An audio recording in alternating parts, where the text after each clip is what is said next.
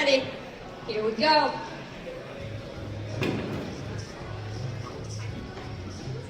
Stacy, you here?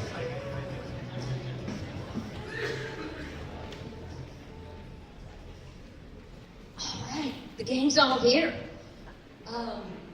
Welcome. My name is Jill Bauman, and I'm the founding.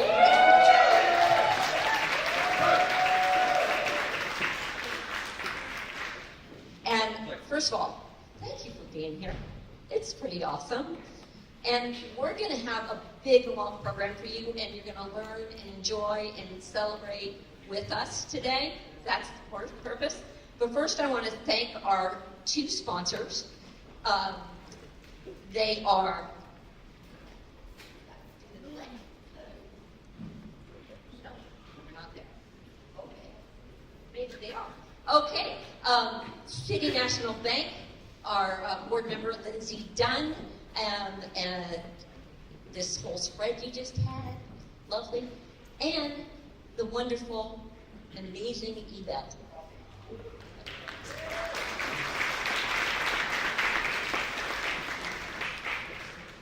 I've been a member, an active member here for years, and I'm so thrilled that they stepped up to say, yes, we'll host. Isn't that amazing? So here's Stacy Brighton, the CEO of eBell, and just going to do a quick walk.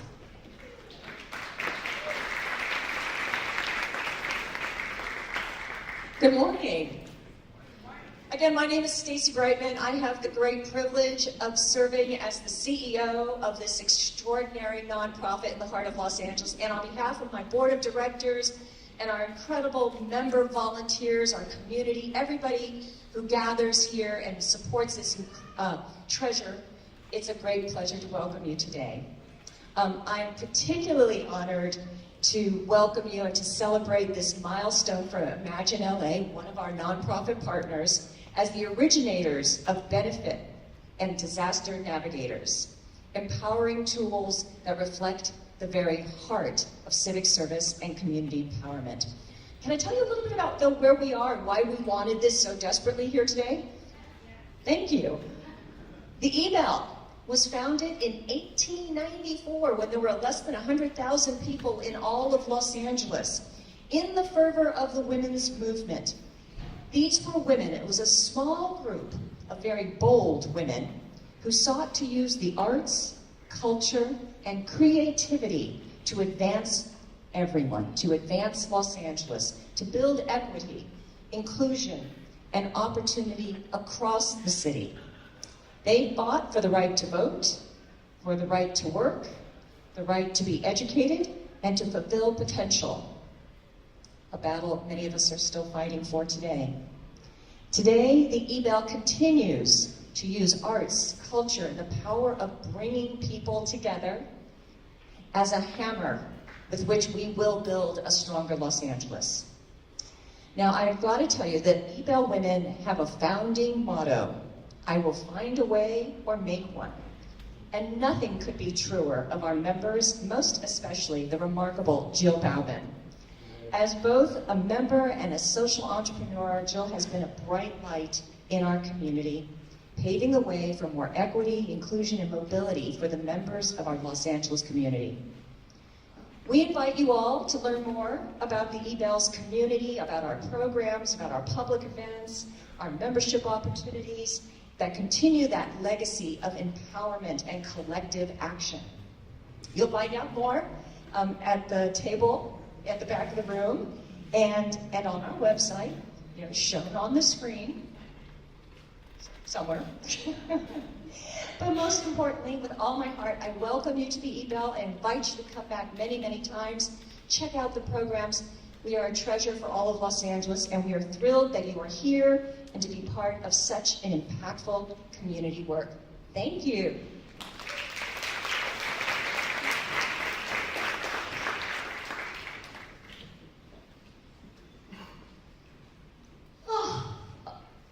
Today is a celebration. It's a celebration of the positivity that can come out of human-centered, iterative problem solving. Coming alongside the problem of homelessness, of ingrained poverty, and with the eye on promoting economic mobility. Imagine LA has been doing this for a long time. We started with 3 families back in 2007, and we came alongside them and listened and learned and iterated and listened and learned and iterated and built a mentorship program and then a whole family program with economic development and all for every member of his family. We went from 3 to 300. And all the time when we're iterating, we're looking at data. Is it working? Is it not working?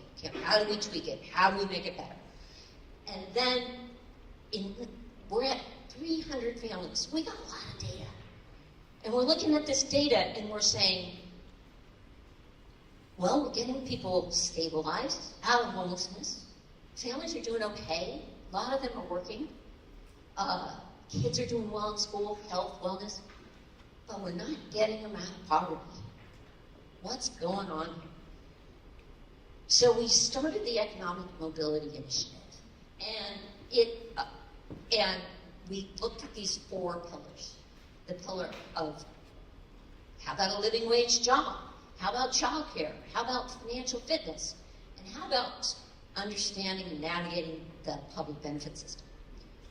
Well, when we leaned in with all of that, and I got the amazing Britt Moore-Gilmore to help with that, when we leaned into all of that, what we found is even if somebody had an opportunity to go towards a living wage, they were fearful of losing their benefits.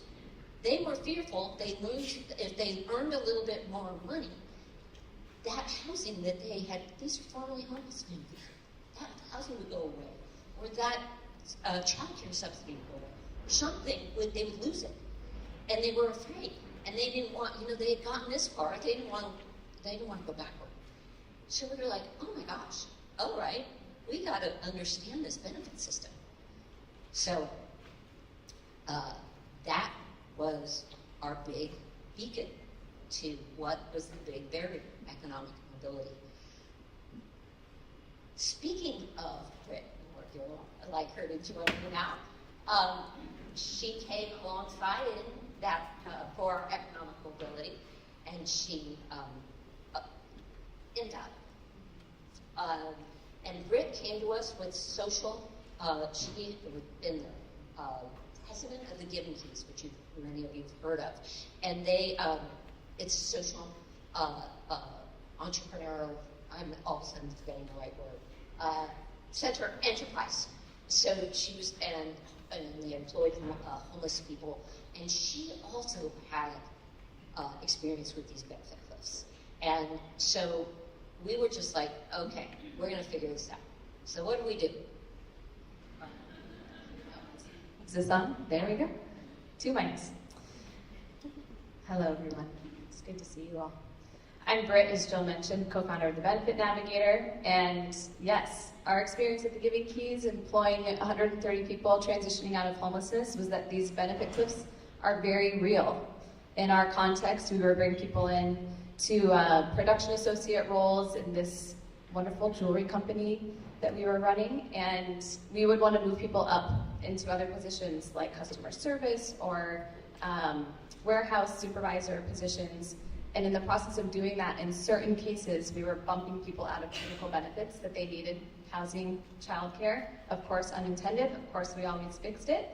But this was a very real problem, and as Jill mentioned, Imagine LA's families were facing these same concerns, fear of taking a job because what's going to happen to my benefits. So as we started out on this economic mobility initiative, we really wanted to make sure that we were having a holistic conversation about what was going to happen to people's financial picture as they stepped onto a living wage career pathway. So we needed some kind of tool that was going to help us forecast these benefit cliffs. But in addition to these benefit cliff issues, there are other barriers to economic mobility, we all know. But the current benefit and tax credit landscape is extremely complex and fragmented. This complexity makes it hard to receive and access the benefits that are available to people. There's a misunderstanding of the tax system.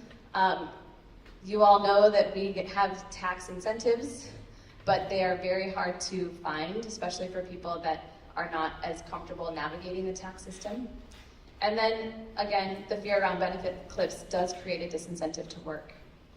So the problem is that this labyrinth results in billions of dollars of untapped critical resources, enormous administrative burdens for case managers, a social safety net that can trap households in poverty rather than helping them build a pathway to economic mobility. And the solution really is transparency. How can we provide the most information possible so people can really make informed decisions when it comes to their housing, their benefits, their income? So we started with research with the USC Center for Social Innovation with a team led by Gary Painter and Soledad de Gregorio. And in the process of conducting that research, they determined all the federal, state, and local benefits and tax credits for LA County. They created and verified algorithms for each benefit. They analyzed the impact of income changes on benefits for different types of families. And the findings were that, no surprise, this is an incredibly complex system, and it's really not a system because it's not functional, it doesn't work. There's too many silos between all of these different programs, and they don't talk to each other. It's easiest to access these programs once you've really hit economic rock bottom, rather than it being a net that can catch you as you're starting to fall. Again, the silos are a problem. They act as poverty, or they create benefit plateaus that act as poverty traps. And if all the benefits and tax credits are utilized, it can soften the negative impact, especially for families. So the recommendations coming out of that research were to create transparency. A single simple door to trusted information to access benefits, aka the Benefit Navigator. And what we've done with that, restructure policy and administrative burdens to streamline access to these programs, restructure policy to promote economic mobility, and of course, we all feel the pain of this in LA, increase affordable housing. So from this, we decided to create the Benefit Navigator, and our goals were to ease and accelerate access to public benefits and tax credits, create transparency around the impact of wage changes to illuminate these benefit cliffs, create data and tools to reduce administrative burdens, promote economic mobility, and collect data to fuel public policy research, advocacy, and ultimately systems change. So in 2022, we created the Benefit Navigator 1.0, the MVP, using human-centered design principles and trusted information at the core. Caseworkers and their clients helped with the initial design. We did a huge analysis and distillation of information about public benefits and tax credits and turned it into plain language so it's easier to understand. We did an analysis to determine how could we ask the least number of questions to determine the most eligibility across many programs and tax credits at once. And then this system was tested by the Department of Public and Social Services here in LA to validate our outputs, and also by other agency partners and caseworkers that helped us build it. In March of 2023, we kicked off our initial pilot with an updated version, what we call 2.0 of the tool, after we got all the feedback from DPSS and the partners. We engaged 10 community-based social service agencies. We created so many opportunities for feedback loops because we know we need to continue to iterate and develop this, enhance this tool, but we need to do it in a way that's informed by the people that are using it. We heard things like, finally, a tool that helps me do my job. And we increased benefit and tax credit access and made the existence of cliffs transparent. Then the next big step, in September of 2023, we continued our pilots. We did an expanded pilot with what we were calling version 2.5. All the enhancements in that version were based on the feedback from the initial pilots. We expanded the pilot scope to include additional service models, including healthcare, additional government departments, other kinds of community-based organizations. We did over 120 feedback user focus groups, 1,000 plus interactions and surveys with our users, and 96% of the users found the Benefit Navigator helpful and wanted to continue to use it in the future. So I'm going to hand it back to Jill to talk about the pilot results.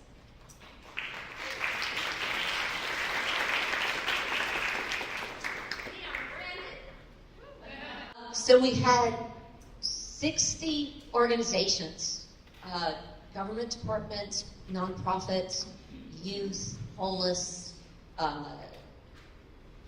just people in poverty, all workforce development, all kinds of agencies across LA County. And together, they had over 400 caseworkers working on this, plus another 100 administrators that were overseeing and watching this.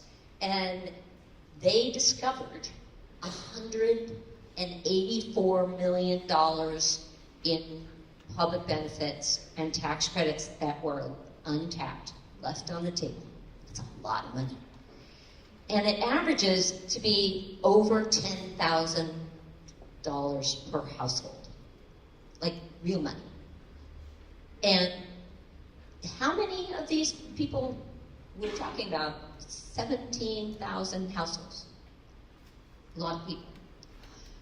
So, pretty interesting facts, right? Like lots left on the table. Here, I love these last two statistics.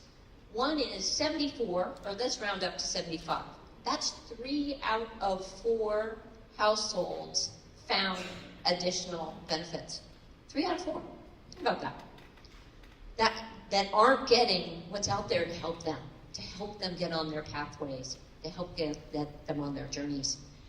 And almost 45% of households aren't filing taxes and getting tax credits that they could put cash back into their pockets.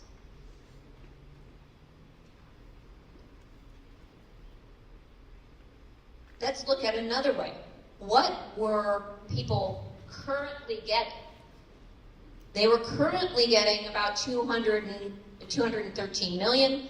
They were public benefits and 17,000 in tax credits. They got an additional 150 million and an additional 34,000 in tax credits. Let's now look at it by benefit. CalWorks, 22 million. CalFresh, 23 million.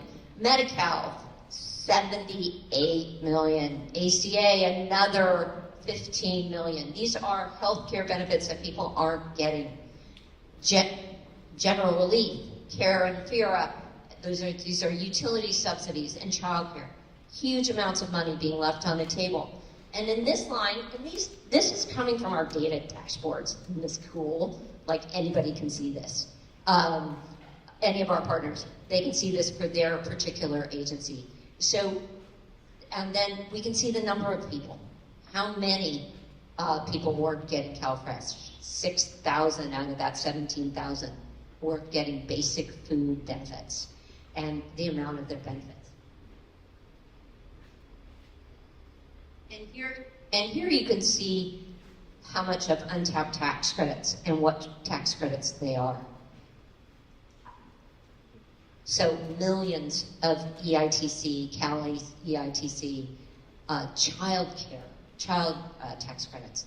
And most of these are tax credits that are called refundable tax credits, meaning they come back to your pocket. So our pilot ended in June of this month, but we've had a really big year. In January, some people called us, including the mayor's office and some Chris Coe and others, and Sarah, who you're going to hear from later, and asked if we could build something to help the people with navigating the endless scrolls of links to the disaster called the LA wildfires. And we worked together with Better Angels and a whole amazing team 24/7 to put up the LA Disaster Navigator in about 3 weeks. In March, we were still busy. We're doing our pilot, but we also partnered with Nava Labs, an amazing software developer, and piloted an AI chatbot that was funded by the Gates Foundation. And in July, we kicked off an incredible AI agentic project to help automatically fill benefit applications. You're going to hear more about that later. With the amazing First 5 Riverside folks and Naga, and this one is funded by Google. Meanwhile, we're enhancing. Remember, we're an iterator. We're looking at data. We're enhancing. We're taking all that feedback that Britt talked about. And we are rebranding and getting out of MB pilot mode into the full-on project. And just this last month, we started training people on Benefit Navigator 3.0. You're going to see it in a bit. We also expanded out of LA County. We're now in Riverside County, in LA, in Alameda, and we're in conversations with with Connecticut and with a huge nonprofit in Boston. So, and we're looking at the Disaster Navigator to try to figure out how it could be a tool used for any disaster in our country. So now, there's a lot going on, right? So, we're going national. Our name is Imagine LA. Imagine LA was a social service organization. We're now a technology organization. Ah, a new name.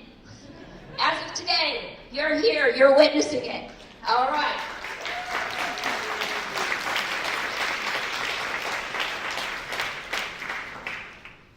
Iterating. Amplify with an I for people. We help people, case managers, clients, even the government. Here's our mission. We co-design technology tools to simplify the complex process of connecting people to needed and available resources. Our vision, a world where technology opens doors to essential resources, transforming challenges into pathways towards resilience and possibility. Pretty cool, right? Our amazing Amplify team, I can say that now. Our amazing Amplify team did this together. And these are our principles, which you've pretty much been hearing about, only now they're codified. Amplify has two parts. One is an innovation lab. How can we keep listening to data, building it, making it better, making more tools? And our tools in now, how can we go national? How can we help millions of people and help people get billions of dollars? But the other thing that the tool does is it shows those benefit cliffs. So let's keep going with economic mobility. Alrighty. Now, that was our journey. But you're gonna meet two people now who really were our inspiration. Leilani and George, please come up.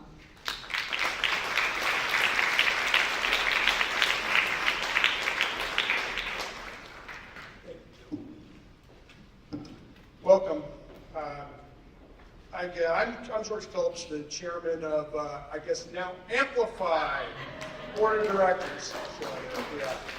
So, we just heard a wonderful presentation from our founders, Jill and Britt, who walked us through the arc of the organization, from Imagine LA to the Benefit Navigator, the iterations to today's launch of Amplify. So you might be wondering, what inspired the journey? And so I was sort of there at the very beginning, and for me, it started totally by accident. I had just joined the Imagine LA board about 6 or 7 years ago, and my wife and I were Imagine LA mentors. We were walking alongside a formerly homeless mother and her children who had recently been placed in permanent supportive housing. And I was actually her financial wellness mentor. And for months, our conversations about, planning for the future, sort of went nowhere. I was not connecting. I knew something else was going on, but I didn't know what it was. And several months into it, she finally kind of opened up to me. And what she told me actually floored me. I was so disconnected from the realities of the person that I was walking alongside. I was shocked. She told me that she was afraid to work more hours or to make more money because she might lose the benefits that her family, that had kept her family stable, especially her housing. She was terrified of it. And when I asked her exactly what would happen, like I was trying to flush it out, she really didn't know. But the fear itself of crossing this sort of invisible line, was enough to halt the progress. And so I came back to Jill and said, Jill, is this real? Like, what is she talking about? Of course, I initially assumed I could solve the problem because, I'm a lawyer, and after all, I deal with complex problems every day, But very quickly I learned that this was not a simple problem. That our benefit systems were siloed, as had been mentioned, they were complex, and they're literally impossible to navigate. I spent hours trying to figure out this stuff, and I couldn't. I really couldn't. But the benefit cliffs were real. But no one had fully mapped them out in a way that could help families and caseworkers easily to be able to utilize them. So that moment lit a fire, and it set our course. At Imagine LA, initially with the support of the Deutsche Foundation and later with significant support from the Hilton Foundation, we partnered with the recently USC Sole Price School of Public Policy, which had been mentioned, to rigorously study the problem and to produce a comprehensive white paper. And with that foundation, we moved from understanding the problem to building a solution. And the result was the Benefit Navigator. And you saw the iterations, and now Amplifi, our new platform to scale the tool and equip caseworkers and families across the country. So our goal is simple, but bold. We want to use technology to help the most vulnerable in our society make informed decisions about their futures without fear of unintended loss. That's why I became the board chair, to make this vision real for as many people as possible, and we're just getting started. And with that, I'm honored to introduce my fellow board member, Leilani Reed, whose lived experience is really important and instrumental, because her lived experience was instrumental in shaping the Benefit Navigator and its iterations. So, Leilani, for you. Good morning. My name is Leilani Reed. I am a Regional Vice President and Executive Board Member of SEIU Local 2015, and I am a proud graduate of Imagine LA and board member of Amplifi now.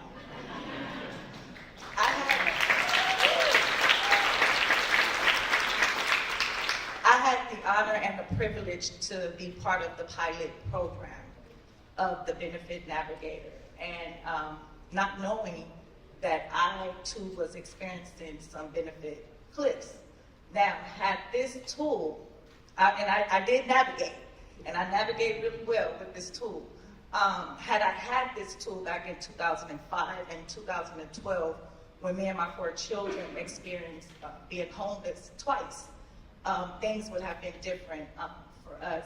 And I'm 1,000% sure that this navigator will help thousands of families and individuals. The navigator has been born, it's alive, and it's thriving. And thank you for allowing me to share.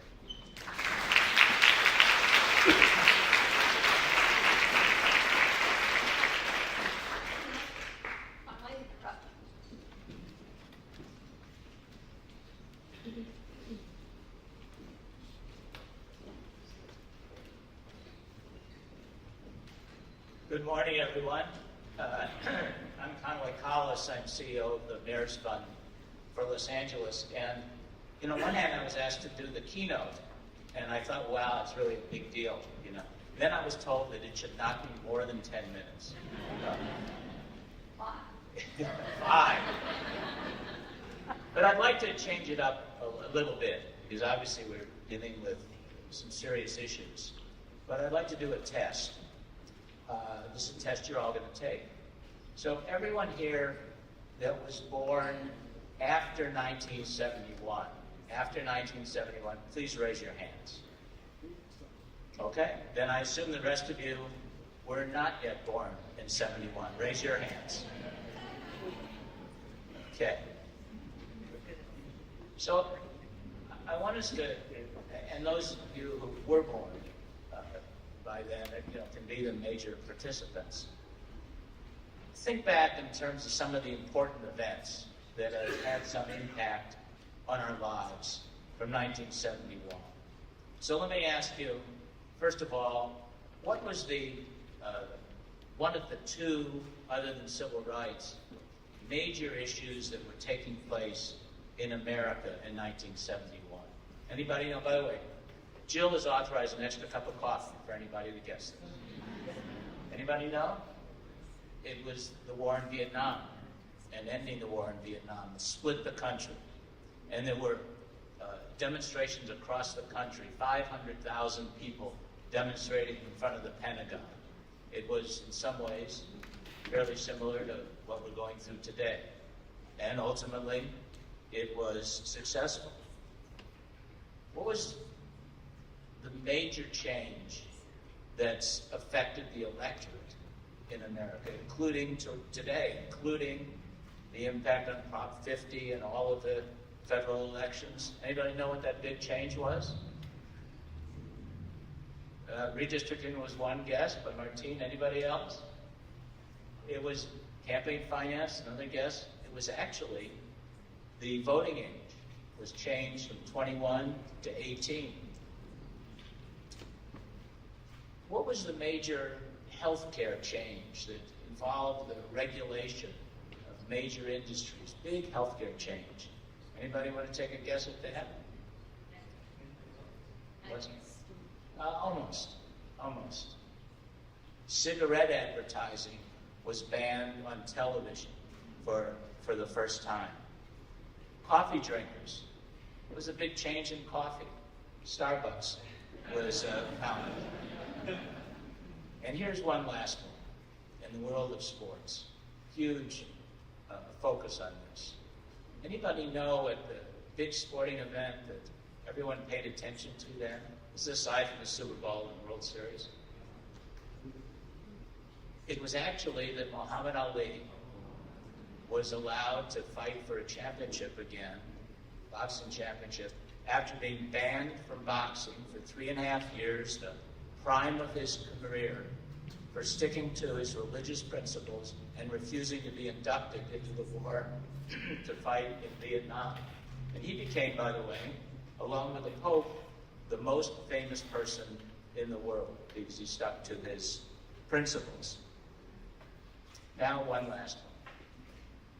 Think about how many of us use our smartphones to calculate adding and subtracting and dividing and multiplying, or you use your handheld calculators.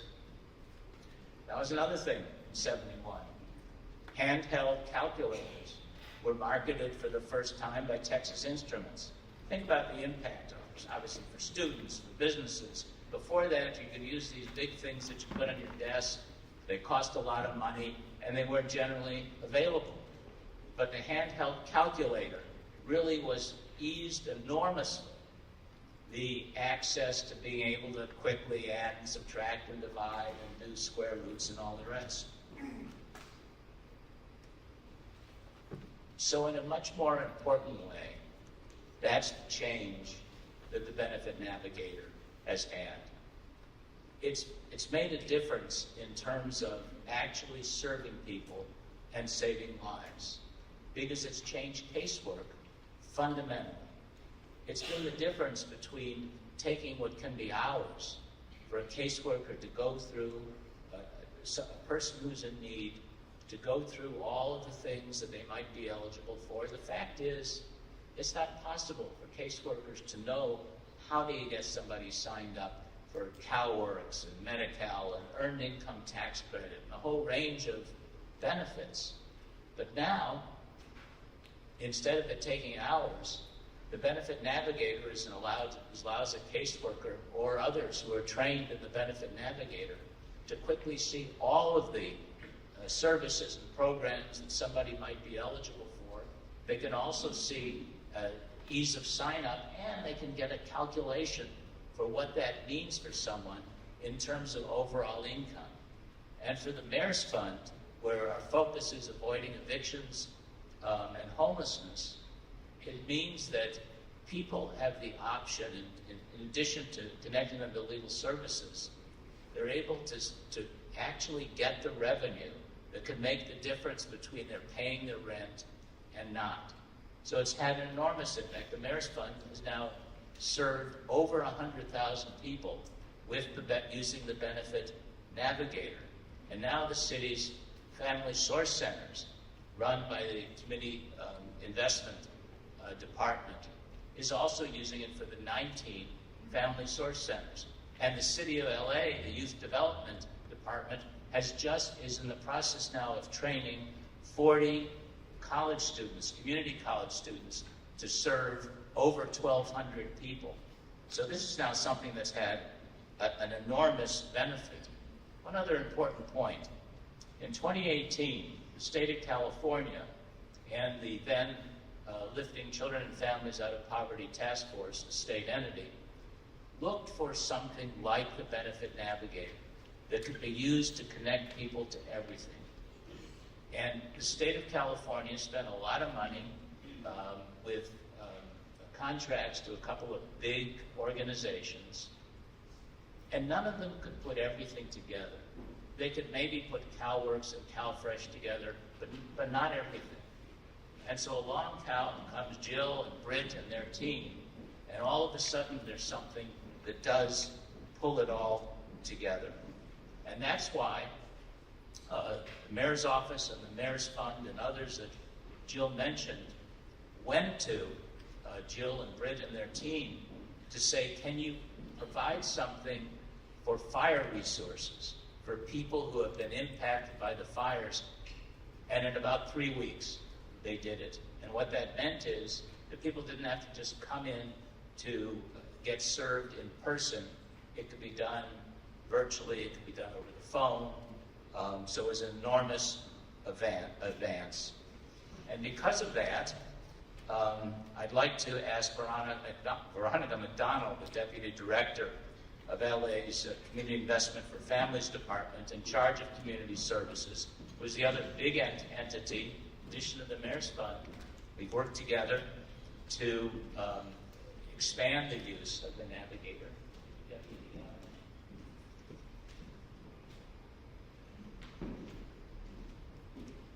And Jill, if you would come up to accept the recognition from the Mayor of LA, and Lisa Salazar, head of the Youth Development Department, is here too, who has also just begun to use it. Lisa, would you come up and also join us? Veronica? Thank you, Conway. It's really such an honor to be here today and to have met and partner with Jill and Britt.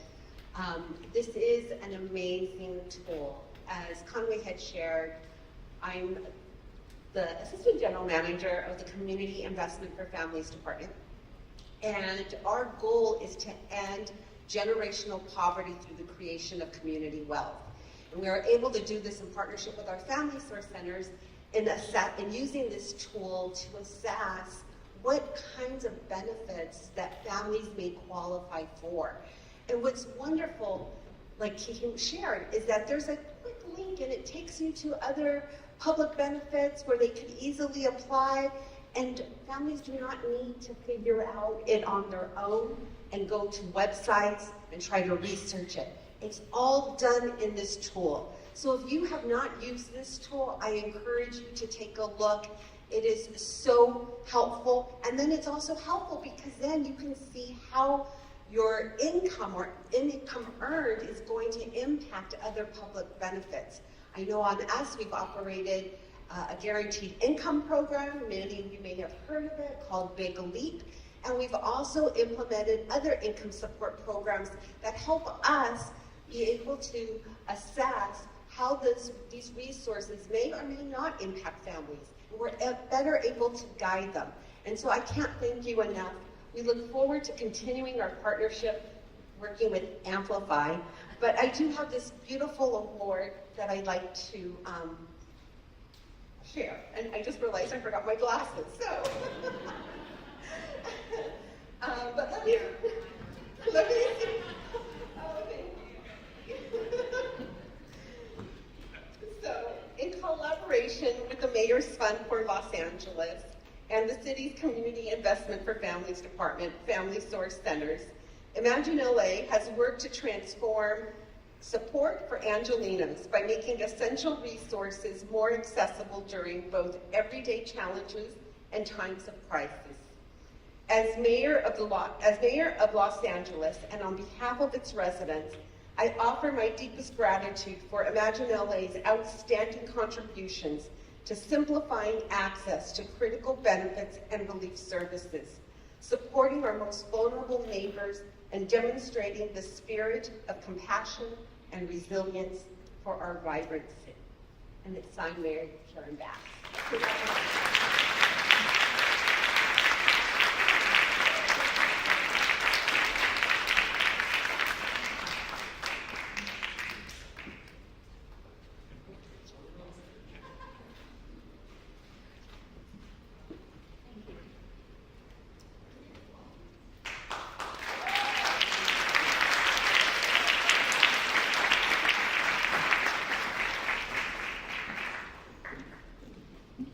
So,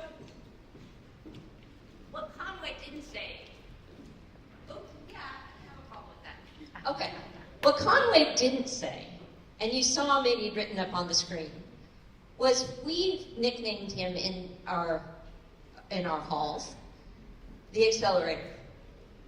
He pushed, he pulled, he helped us go faster, get this to more people, and make it happen.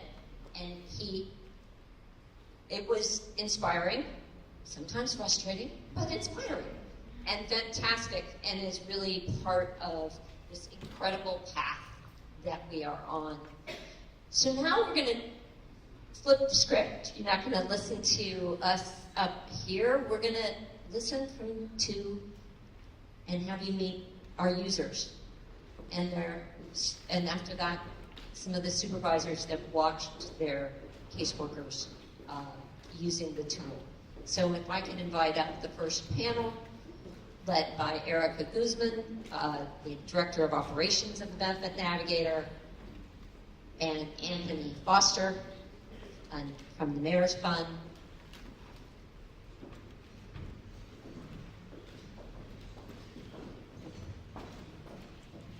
Good morning, everyone.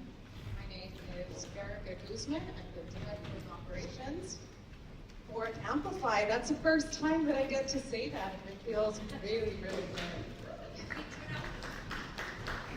Welcome to our user panel. I'm joined by my co-moderator, Anthony. Anthony, can you introduce yourself? Sure thing. Good morning, everyone. Anthony Foster, Vice President of Programs with the Mayor's Fund. I get to work alongside the accelerator. I like that name, Joe.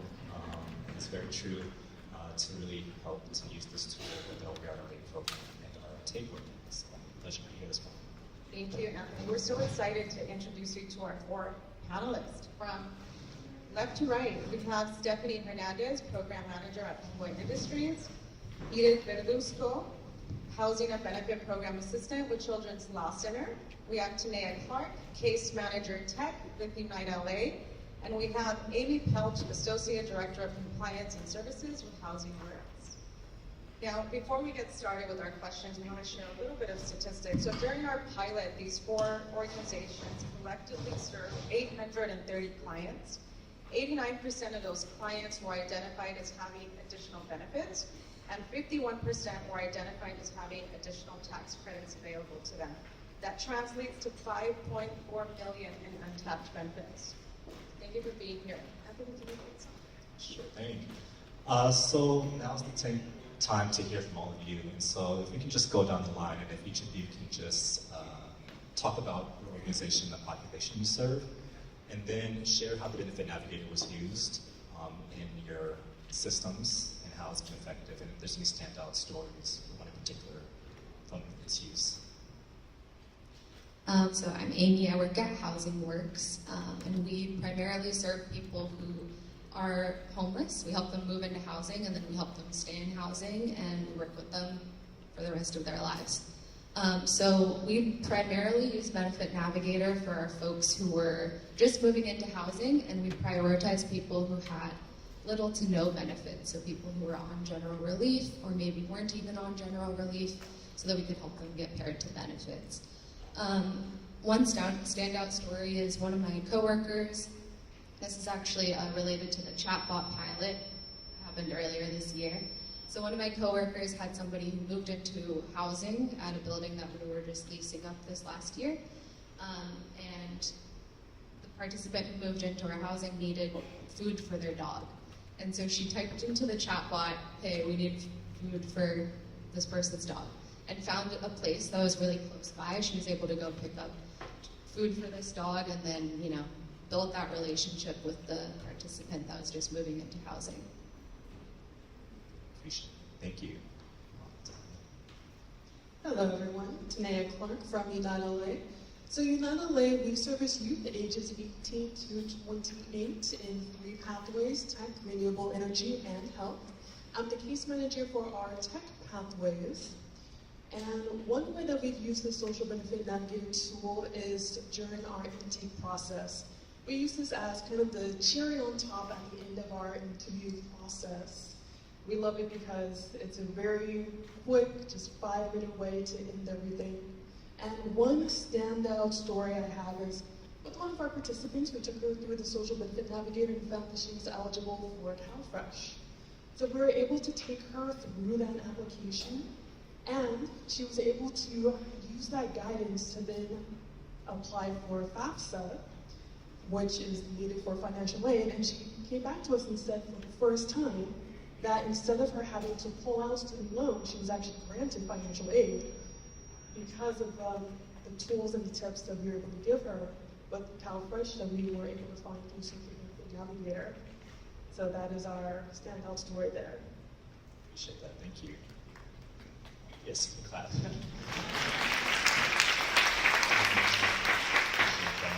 Edith, I'll pass it over to you. Thank you, Anthony. Hi, everybody. My name is Edith. I work for Children's Law Center of California. We are a legal service agency that represents foster children and youth across Los Angeles, Sacramento, and Placer counties.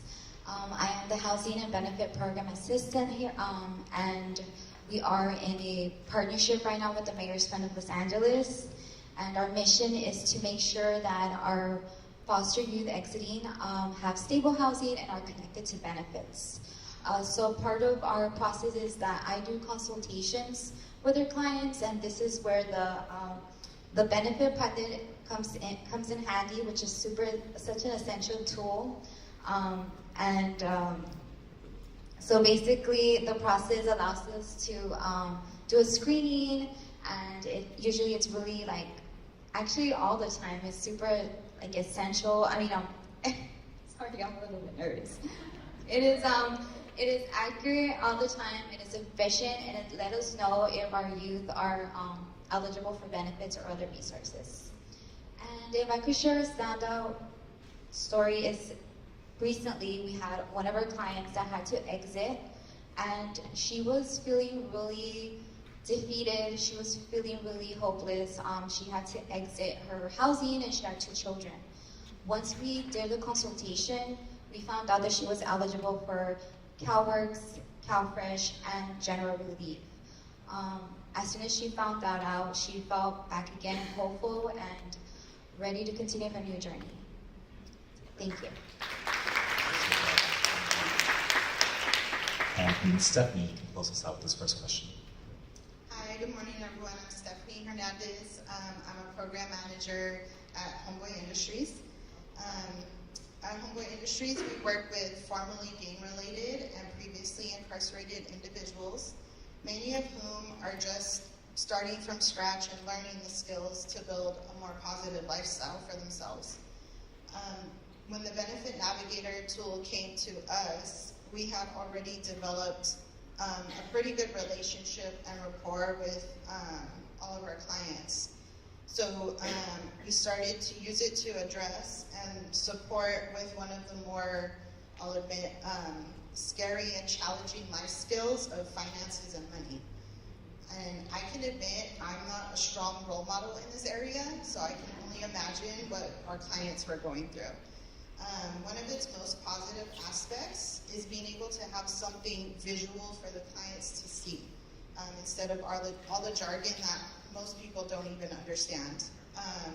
And it was a way to actually show them the numbers and how they can potentially affect their decisions.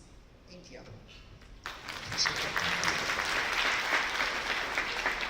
So I want to direct my next question to Stephanie.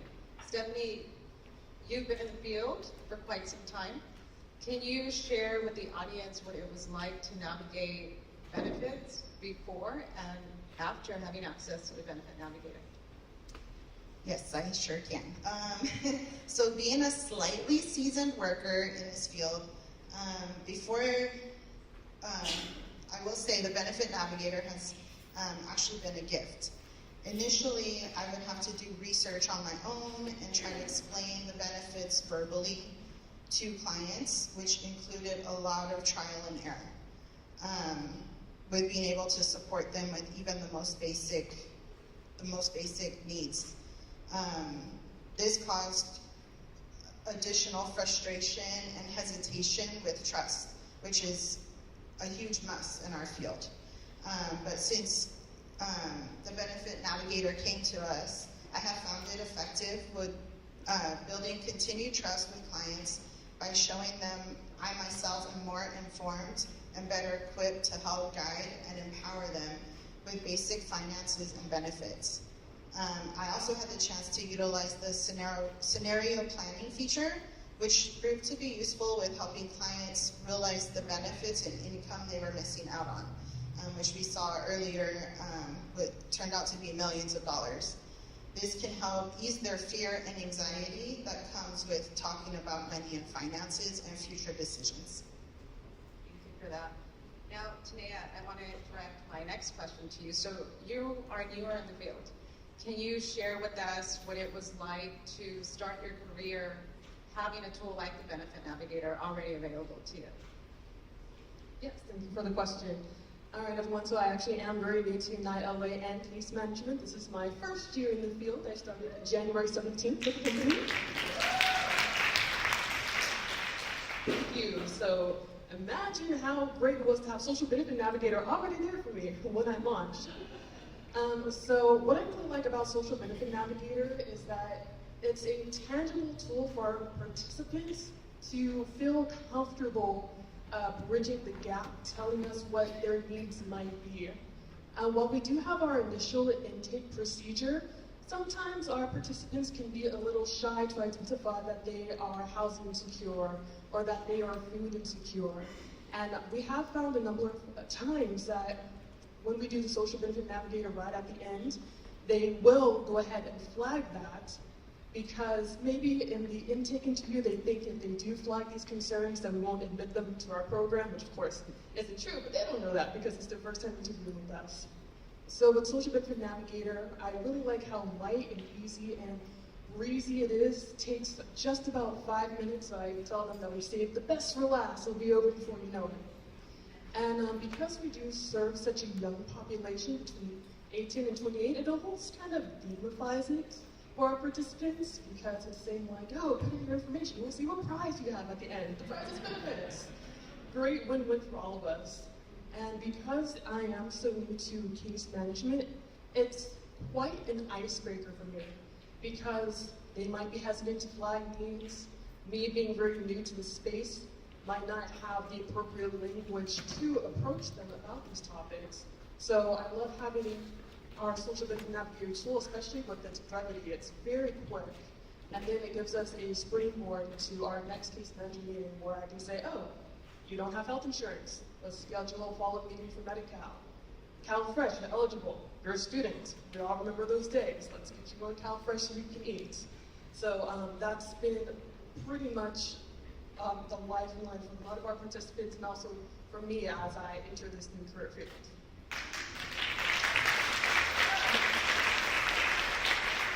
I appreciate talking about how quick and easy it is to use. A lot of the users when we early in program are able to use the tool from their phone when they're out in the community, and so just echoing just the simplicity in its usage. I like the gamifying it as well. This is the last question before we turn it over to the audience if there's any questions out there. And so if we can ask each of you to provide a sentence encouraging folks in the county as to why the Amplifi tool or the Benefit Navigator should be adapted more widely. And so we can start here and then work our way back down.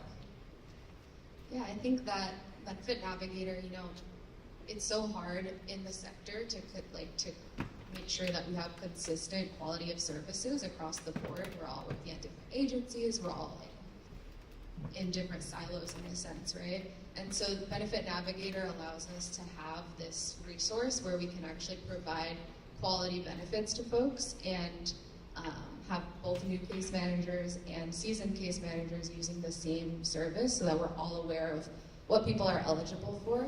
And I also just want to add, in this climate when we're losing a lot of benefits and losing a lot of funding, this is going to be really helpful for us to know those updates as they're going and have a systemic way to look at all of that.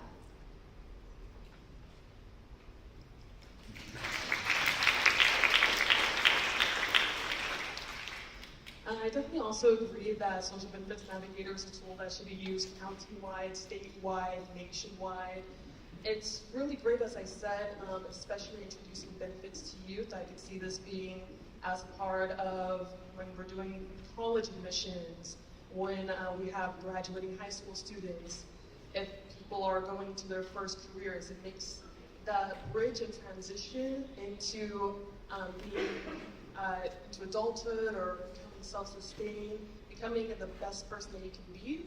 Social Benefit Navigator makes that connection. It bridges the gap in a way that I haven't seen from many other organizations to break the ice for the populations that need it the most.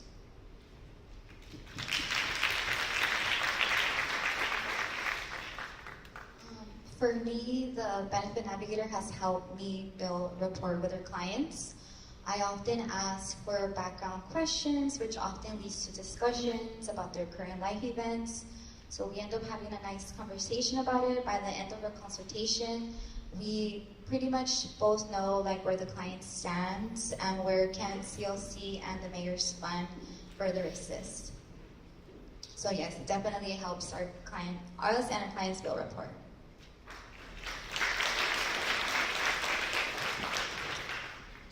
So I feel the Benefit Navigator is a very useful tool that enables workers in the field to better communicate with their clients in different ways, because we all know people learn different and understand different. We don't all, there's not a cookie cutter way of learning and understanding. And it's a way to better empower clients to take control of one of the most overwhelming but vital life skills while they find their way to achieve the lifestyle they desire. Thank you for that. We've been so fearful in the field about technology, and so you could really start to see how technology really can help empower compassion-driven work. Please give a round of applause to our panelists.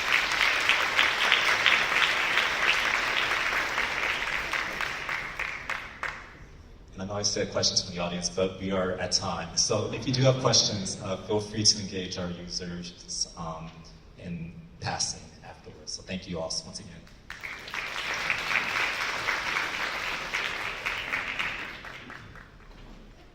Now we want to continue the conversation with our supervisor panel. If I can please invite you up here and my co-moderator as well. So for those of you just walking in, my name is Erica Guzman, Director of Operations for Amplifi.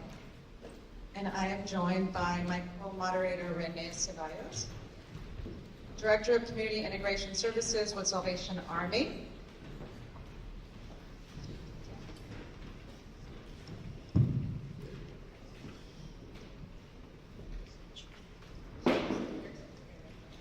Yeah, and we're excited to introduce you to our amazing panel of supervisors. From left to right, we have Justin Mendez, Director of Basic Needs Programs and CASA Grant at Long Beach City College. We have Herman Corteza, Corporate Director of Community Integration Services with Pacific Clinics. And we have Dr. Michael Lopez, Senior Program Manager Coaching with LIFT. Now, before we get started with our questions, each of these organizations played an instrumental role in our pilot. Collectively, they served 592 clients. 85% of those clients were identified as having additional benefits, and 41% were identified as having additional tax credits available to them. This translates to $5.7 million of untapped benefits. Thank you for being here. Renee? Good morning. Thank you for being here. Appreciate it. Looking forward to your discussions on your experience with Benefit Navigator. My question is to everyone in this panel, and we can start with you, Dr. Michaels, is how did your organization implement Benefit Navigator in a way that aligned with a broader mission or its goals, and what impact have you seen in how your team served your clients' population as a result? If we can start out by identifying the population. Sure, we sound out of order to throw people off. I work with LIFT. We invest in families through coaching and direct cash infusions to help them break the generational cycle of poverty. And so we serve a lot of families in Los Angeles who are, for the very first time, interacting with different concepts such as their financial wellness, their well-being, trying to increase their employment opportunities. And so the Benefit Navigator has just been such a powerful tool and an ally in that work because oftentimes our families are receiving benefits or maybe are eligible for them but never knew they were. And as you know, that landscape is just so chaotic and hard to understand, right? Especially you heard a lot about the benefit cliff, right? We're working with families on increasing their income and trying to expand their employment opportunities, and then we hit that conversation where they're like, I don't know if I can work more because I'll lose my benefits, right? And so there's always that threat and uncertainty from the benefit cliff. The Benefit Navigator helps us break through that uncertainty, right? And really put empowerment into the hands of our families so that they can step into that power and make those decisions for their family to break out of that cycle of poverty. Thank you very much. Morning, everybody. Thank you for having us here. Jill, appreciate you having us here.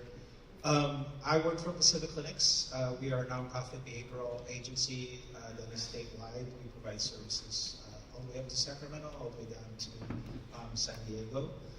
The department that we piloted, the Benefits Navigator, is in our client career services. So I oversee our employment specialist program, or client career services here, contracted through the Department of Rehab and LADMH. And I actually met Jill through Keisha Coker, who connected me with her, utilizing the Benefits Navigator.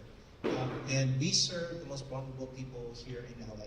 If you guys work in mental health, we serve the FSP population, which are individuals who have been in and out of the hospital, in and out of jail, and actually below poverty line. And our goal is to actually get them back into employment. Not just hourly employment, this is why we call ourselves client career services.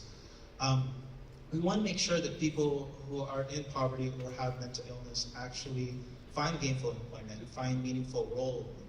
As you guys all know, employment can be an identity for a lot of people. And so when I met with Jill, I said, well, this is the perfect fit. We use an evidence-based practice. You can Google it, called IPS, so Individual Placement Support. It's actually coming online thanks to the Behavioral Services Act in 2026. And thank you for people who actually make $1 million. A lot of our behavioral health services in California are through those taxes. So the Benefits Navigator actually was a perfect fit for us.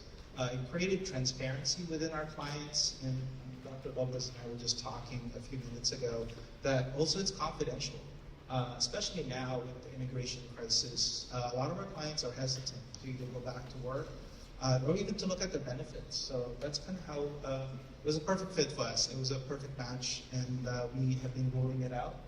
That's pretty much it. All right, good morning, everybody. Again, Justin Mendez, Director of Basic Needs Program at Long Beach City College. And at LBCC, our Basic Needs Program focuses on providing food, housing, transportation, and clothing for our students. And it is in our mission to destigmatize these resources, right? We understand that there's a big barrier for students to access these because of stigmas associated with accessing food pantry resources or asking for rental assistance. Or for experiencing literal homelessness. And so we provide the direct resources, provide referrals to local agencies, and it's also in our mission to try to support our students toward sustainability, right, and financial independence. And that's really where the public benefits comes in.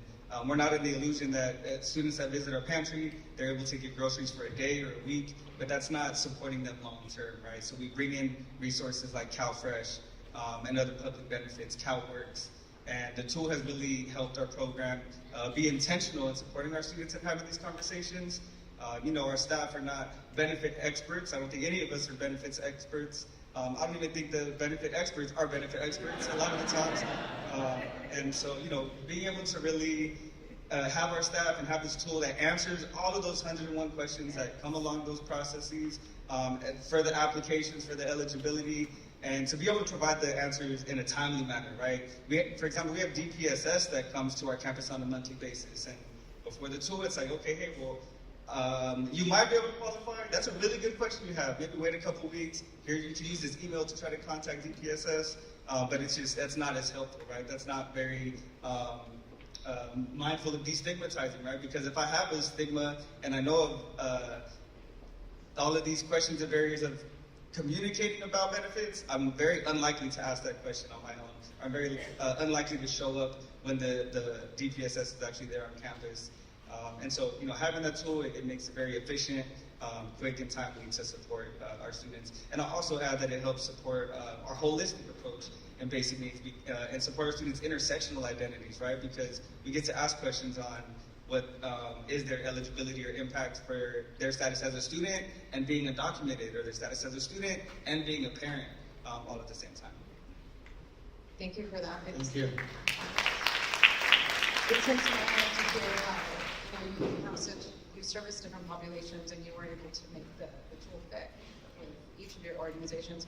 Now, some of you mentioned this already, but I want to take a deeper dive and I want to talk about, have you seen shifts in the way that your staff interacts with clients after having access to the tool? So Dr. Lopez, can you talk to us about this experience with your coaches?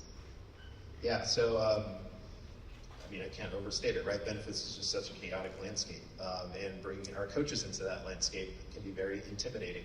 Right? They do lots of great work to build relationships, connect with our families, but that benefits conversation can be very scary, right? And so prior to having the Benefit Navigator, we have internal resources to provide them, but there's just this hodgepodge of external data information about these things, and having to go to all these different places to try to understand how it all fits together is just so chaotic and difficult, right? And trying to do that uniquely for each family that we serve in a very intentional way, right, just adds to the layer of complexity. Then you throw in the current climate, political climate we're in, right? The Benefit Navigator brought all that together in one place and really allowed our coaches to feel empowered to have those conversations with our families, so that they could do it in a way that felt easy, took off the edge of that threat, right? Made it easy to talk the language, and show them what they're eligible for. So definitely increased their confidence across the board. Made it much more likely for them to have those conversations because of that. Thank you for that. Justin, have you seen a shift in the way that your staff engages with students? Yeah, very similar. You know, something I always tell my team is to be a good worker and employee anywhere is to have both confidence and competence, right? And to be able to answer questions and talk about the work that you do, especially when working with vulnerable populations, right, that have come and has a history of distrust with organizations. If you're not able to answer certain questions, or if you're hesitant, stuttering, and not confident about the information you're providing, then it's hard to establish that trust and rapport with students. And so this tool has really helped with that, both competence and confidence, because, you know, something else is we say it's okay to say I don't know. But what's great is that the conversation doesn't have to end there now when a question comes up. It's not just, oh, am I eligible? If I'm self-employed, do I have to submit this? It's not just, I don't know, it's, I don't know, let's find out together, right? And then, you know, put in that question right into the chat. I think also, you know, because everything is so case by case, and it's always, you know, it depends. It becomes complex for training as like management to support our case managers, because again, I'm not the expert, and I can't define a lot of these terms and questions that come up. So having that tool, you know, also helps our mission of destigmatizing the services, and really simplifying and also demystifying the process as it relates to applying for benefits. Yeah, and to add to that, if you guys all have your phones, if you actually Google Social Security, the Red Book, it's about 100 pages. Imagine giving that to a case manager to learn. And then go to the website, db101.org. That is also another website a case manager has to go to learn the benefits. So some of our case managers, also our employment specialists, don't want to set our clients up to failure, so we need a proven method and exact for each of these websites to be pulled together. So I think that's the great thing about the Benefits Navigator is that it takes certifications. If you ask somebody who's worked with people with SSI or SSDI, you need a WIPA certification, which is another federal hurdle because you can only get that certification if you actually get a Department of Rehab approval. So this Benefits Navigator really enhances a lot of the people who are coming in who's new to this field to really understand the landscape benefits that our clients are receiving. Thank you for that. Isn't it great to see that it's not just an operational shift, but it's truly boosting confidence with your staff, and I think ultimately improving the client experience. Now, I want to shift the conversation to data. We all love data, right? Jill loves data. We all love data. Herman, your team at Pacific Clinics really looked into our data dashboards. Can you talk to us about how you were able to incorporate that into your daily practice and what kind of conversation it's leading within your organization? Sure. So if anybody here is familiar with IPS, it's coming online in 2026. It's an evidence-based practice that was developed by Dr. Becker and Drake in New Hampshire. Basically, a group of clients say, hey, we want more than mental health services. We want to get back to work. So this IPS requires really hard data. So our agency actually had to report to the county, LA DMH, and Department of Rehab, how many people in place, how many people have received services, how many people have received pre-employment services, and also long-term, we call status 26, that we place. So this dashboard report, when it was actually shared with me, I'm like, oh, this is just a perfect fit for our agency. Our agency uses an electronic health record called Religion, and we get data from that. So some of our clinicians might not like it. Again, it's data, right? It's just hard stuff. But the Benefits Navigator dashboard has opened up some transparency and accountability with some of our workforce. We also use what we call collaborative supervision, where we see a lot of our staff on a daily basis.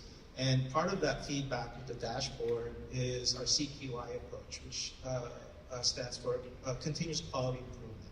So we're not here as supervisors to catch people or our staff. We actually want to learn with them the same way we're serving our clients. You know, it's client-centered, and as we get more information, we develop the program and we improve our program.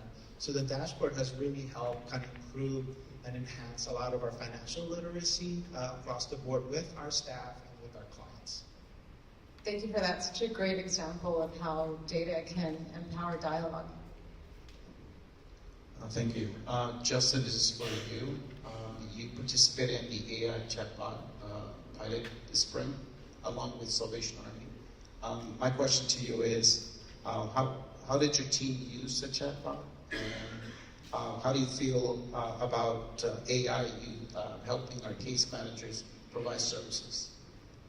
Yeah, and so, I have a disclaimer that I'm actually not a fan of AI, right? Like, I'm the Will Smith and I robot. I'm worried about these robots taking over, y'all.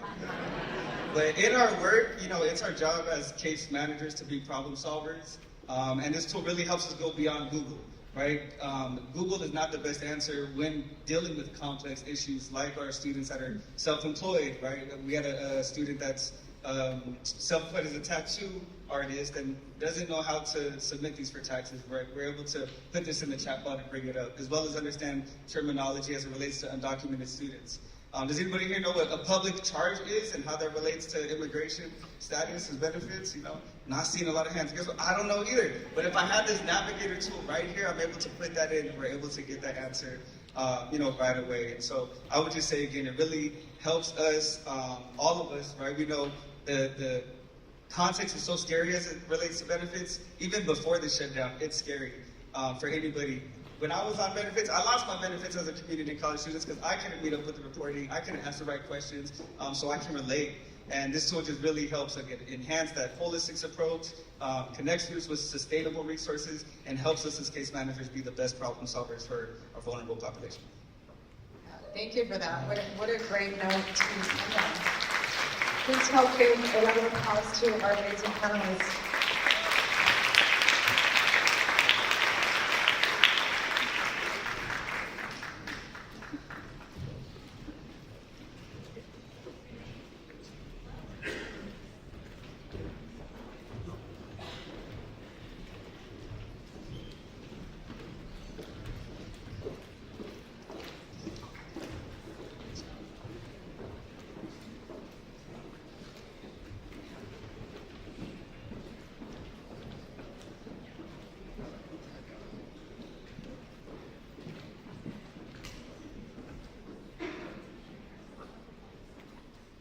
Well, during your program, it looks like there is a person supposed to be standing up here named Greg Erickson from Reddit, who unfortunately has bronchitis. So, but I want to just say a few words on behalf of Reddit and on behalf of Greg. As you may know, Reddit is completely dedicated to economic mobility for barrier populations. And he has been with us since the beginning. He loves data. And he and his organization actually sponsored Homeboy and the LA Conservation Corps to be part of the pilot.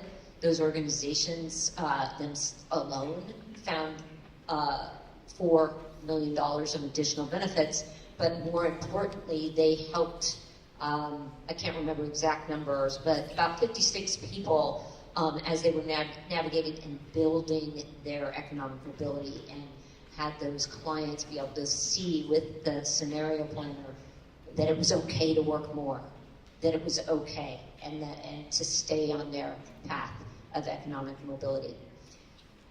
I now have the distinct pleasure to introduce you to Rob. Rob has been a godsend to, it's so funny to now say Amplifi, to Amplify. Rob is an established researcher, data evaluation person. I'll tell you a little bit about his background. But we have had a commitment to data and evaluation since the beginning. And Rob has leaned in hard with us, and he's going to get into it. For those people that like data, this is your shine, because he really is a pro.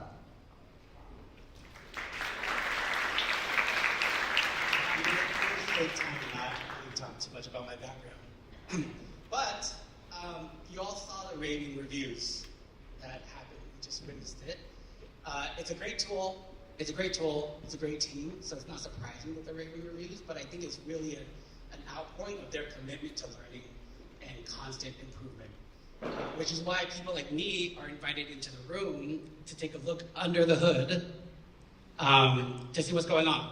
And so that's what I'm going to do. I'm going to be talking about, just quickly, some of the highlights from a paper that I just wrote for the org. It's going to be on the website soon, and it's called Lessons from Piloting a Tool to Simplify Bureaucracy and Promote Economic Mobility. And so this is co-authored with Jamie Thomas, who is also from the organization. All right, so I'm really going to be focusing on the pilot 2.5, so the expansion, right? So this 60 group. So some of the numbers that I'm going to show might vary a little bit from some of the ones you've seen before, because that might be a broader set. I'm going to be focused on this population. So we've heard 60 agencies, 400 social service workers, over 16,000 clients. And the data sources I'm going to be drawing from, the administrative data from Navigator use. I'm going to be looking at surveys of users from baseline as well as follow-up at some period. Importantly, I'm also going to draw from 96 user feedback sessions that I had access to, the notes. This was over 250 user participants. And I think this is really interesting. These are driven by the Navigator team. That's the group that went out and were like, hey, yeah, let's all meet together. And when I was able to go to a couple of these meetings, and what was interesting to me is, when they start, they're like, yeah, Navigator's great, Navigator's great. But the team was like, no, tell us what's not great. Tell us where we can do better. And so that's where those meetings really started to focus, and the lessons and learnings came. And you can already see direct changes that are implemented by the team in response to that. So some of the learnings are some of the things I've noticed, but I have to say that some of the times I'm just documenting what the team already knew. All right, so the research questions I focus on in this paper: is the tool identifying resources and for whom? To kind of look at a little bit across populations. Is the tool being used as expected? Do users know more after using the tool, and what are their impressions? How has the Navigator team responded? How has the Navigator team responded to user feedback? And this is all descriptive analysis, so I'm just basically summarizing numbers in different chunks. All right. Just to make sure these points are covered, I wanted to talk about some highlights from some of the lessons that we learned.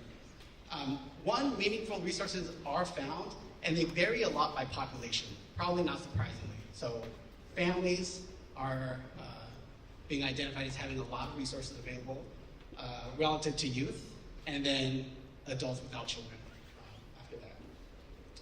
Another thing that I think is really interesting when I started looking at the use of the tool is that context really matters.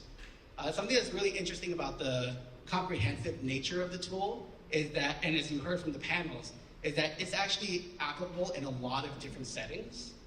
And everyone is at a different place in their journey towards economic mobility when they're accessing the tool, right? So we really think a lot about the scenario planner and like eventual like benefit cliffs, but sometimes people aren't ready. They're not there yet, right? So context matters for how the tool is used, and we can see that. Finally, users do find the tool useful. Resoundingly, the answer is yes. And one of the things that keeps on coming out is money. They really appreciate the dollar value because it gives them something tangible to hold on to.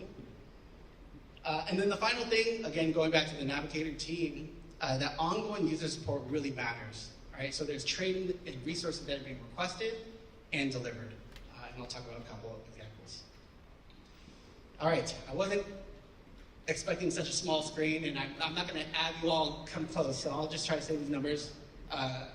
This is just the total number of benefits and tax credits that individuals were found to be potentially eligible for, as well as enrolled. I do want to point out, I think it's interesting that the enrolled number is 63%. We don't talk about that as much, but it's actually really important for caseworkers to know what their clients are already on, because getting on benefits is complicated, staying on benefits is complicated, right? So having that knowledge is also really important. So it's not just that they might be receiving a certain amount now, but to maintain that actually takes work. So it's important to have actually flag that as well. Another thing I want to talk about, just looking at breaking down benefits by cash type. So this was something that originally wasn't done back in the earliest stages of the Navigator. But a lot of feedback from users was that, well, what do these benefits look like? Is it cash? Like, what is that dollar amount? And so breaking it down by cash and non-cash is actually really important. And you can see that the dollar amounts are a lot bigger for the non-cash, right? And I kind of think about this like, how did I feel when I got my first job and I was given my full compensation package with benefits? I kind of felt like, hey, wait a minute, I don't feel like I'm compensated at that level. I think that also plays out in this space as well, right? And so there's actually research that shows that non-cash benefits are undervalued by clients, right? So what's really an opportunity for the tool is to have this actual number, give them something solid to talk about with clients who might not fully grasp, the value of what some of these non-cash benefits are about. And this is the final thing I just wanted to point out. The percentage of individuals that come in, families, youth, and adults, families are by far find the most benefits that are available. And by far the most amounts, $17,000 compared to around $7,000 for youth and single adults. Okay. So what do I mean by context? Context is defined in a lot of different ways. These are the different industries that we classified, the different organizations. You have disaster relief, education, family services, homelessness services, prevention, workforce. And you can see that most of the users were coming from the family user space. But these are very different contexts, and they're doing different things, right? When you look at the clients, actually the biggest users of the tool actually came from the prevention space, right? And just think about that. The 65 users doing 12,000 tool uses, right? And so the way the tool is used for them is probably very different from when users maybe have fewer clients and they have more time in like a different setting. Another thing that I think might just be at first a little shocking, and I'm going to talk about it a little more.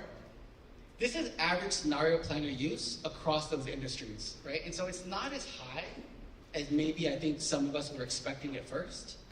But again, I think this really goes to a couple things. One, we have different service models that are being used, right? So a case management approach where there's expected long-term engagement with the client versus situations where it might be an intake or an outreach where you're not really, it's really not the right setting to sit down and be like, hey, let's talk about your employment opportunities as we're sitting here and I just met you for the first time, right? What these numbers hide though is that within agencies, there's actually quite a bit of variation in tool use by user. There are some super users that are working in some workforce development agencies that really are using the tool all the time. But there's also a range, and I think that that's okay. To me, use of this feature specifically all the time doesn't mean that it's an appropriate use of the feature, right?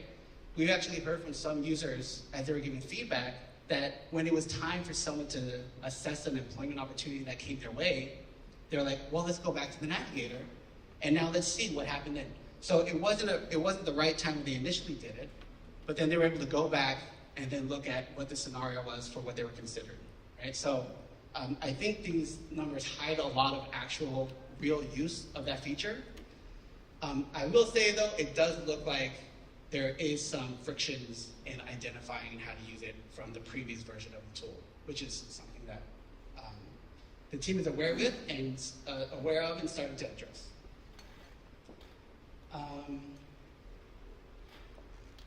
Okay, first things first. Is the Navigator helpful? Yes. 91% said it was helpful. An important thing to point out is that the younger, or not the younger, but the less experienced in the field, found it more helpful than the more experienced. So 95% of those with less than a year experience said it was helpful. 84% with 5+ years said it was helpful. Would they recommend it? still high, I think at 88%. What's interesting to me is that the most seasoned users say it's even higher, 88% compared to before, which means when reading some of the feedback, it's like, yeah, I know the game, I know all this stuff, but then they're like, oh yeah, the tool's a tool. I do want to point out how it's useful. A couple of things that I think are interesting. So these numbers are a little lower because they're asking very specific things. They're asking, how did the tool help you? Did it improve either your own confidence or your own understanding of benefits and the tax credits? And 69% said yes. And you also still see the same pattern where those with less experience had higher scores than those with more experience. And this was really interesting to me. Do you think it improved the process and actually the speed with which your client got the benefits? It was a little lower at 57%. Now, I don't think that this is a critique on the tool. This is a critique on the process and the next steps of either application and also following up, right? So what this to me points out is that there's a need to kind of take that next step. The Benefit Navigator is really lowering the information costs around what's available. Next, you got to go to the compliance costs. What about the application? What about that follow through, right? So that's kind of the next iteration of where the tool can kind of go. And again, I actually kind of found it a little interesting that I read quite a few of the user feedback on the surveys. And of the more experienced group, something that kind of a theme that came out was like, yeah, I know all this stuff, so the navigator is not as useful for me. But knowing the dollar amounts, that's something I never knew before. So that was always very helpful. Okay. 2 final examples about human-centered improvements. The team learned that a lot of users were very uncomfortable working with taxes.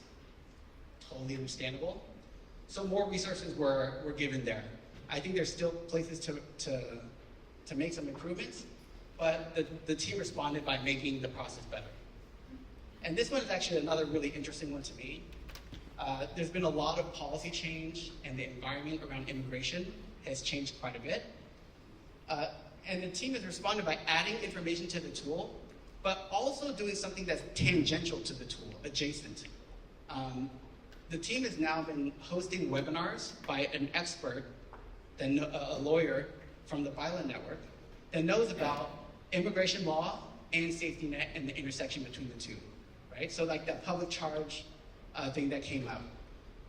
It's not the tool, but the team heard that it was a need of the tool users, and so they put it together and made that available. I think that's just another example of responsiveness to things that are shown to be needed. I have some recommendations and basically like future research opportunities that I lay out in the paper. So you can look there if you want. And I'm gonna kind of cut this short, but just saying that the team knows a lot of the things I just talked about, and they're already in the works of making those improvements. Part of it is having these connections with NAVA and the team to do agentic AI work and kind of practicing there. Something that I'm personally really excited about is we're also working on rigorous impact evaluation potential opportunities with Riverside County, where we can actually look at the take-up of benefits after using the tool. So stay tuned. I'll stop there.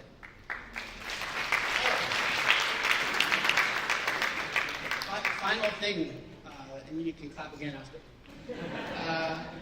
Active agencies want to continue using the tool, right? So the agencies that said they want to continue using the tool with renewed contracts represent 72% of the pilot users and 93% of the clients who are helped with the tool.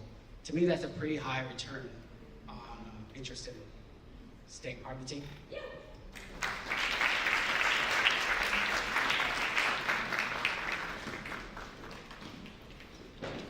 Next, we have Michelle coming. I just wanted, for those of you, we use a lot of lingo, and the major thing that is a non-cash benefit is health care. We're talking Medi-Cal, Medicaid, ACA. So just wanted you to know that, people don't value it because they don't think of it in terms of dollars and cents. And we show them what the value of it is. So there we go.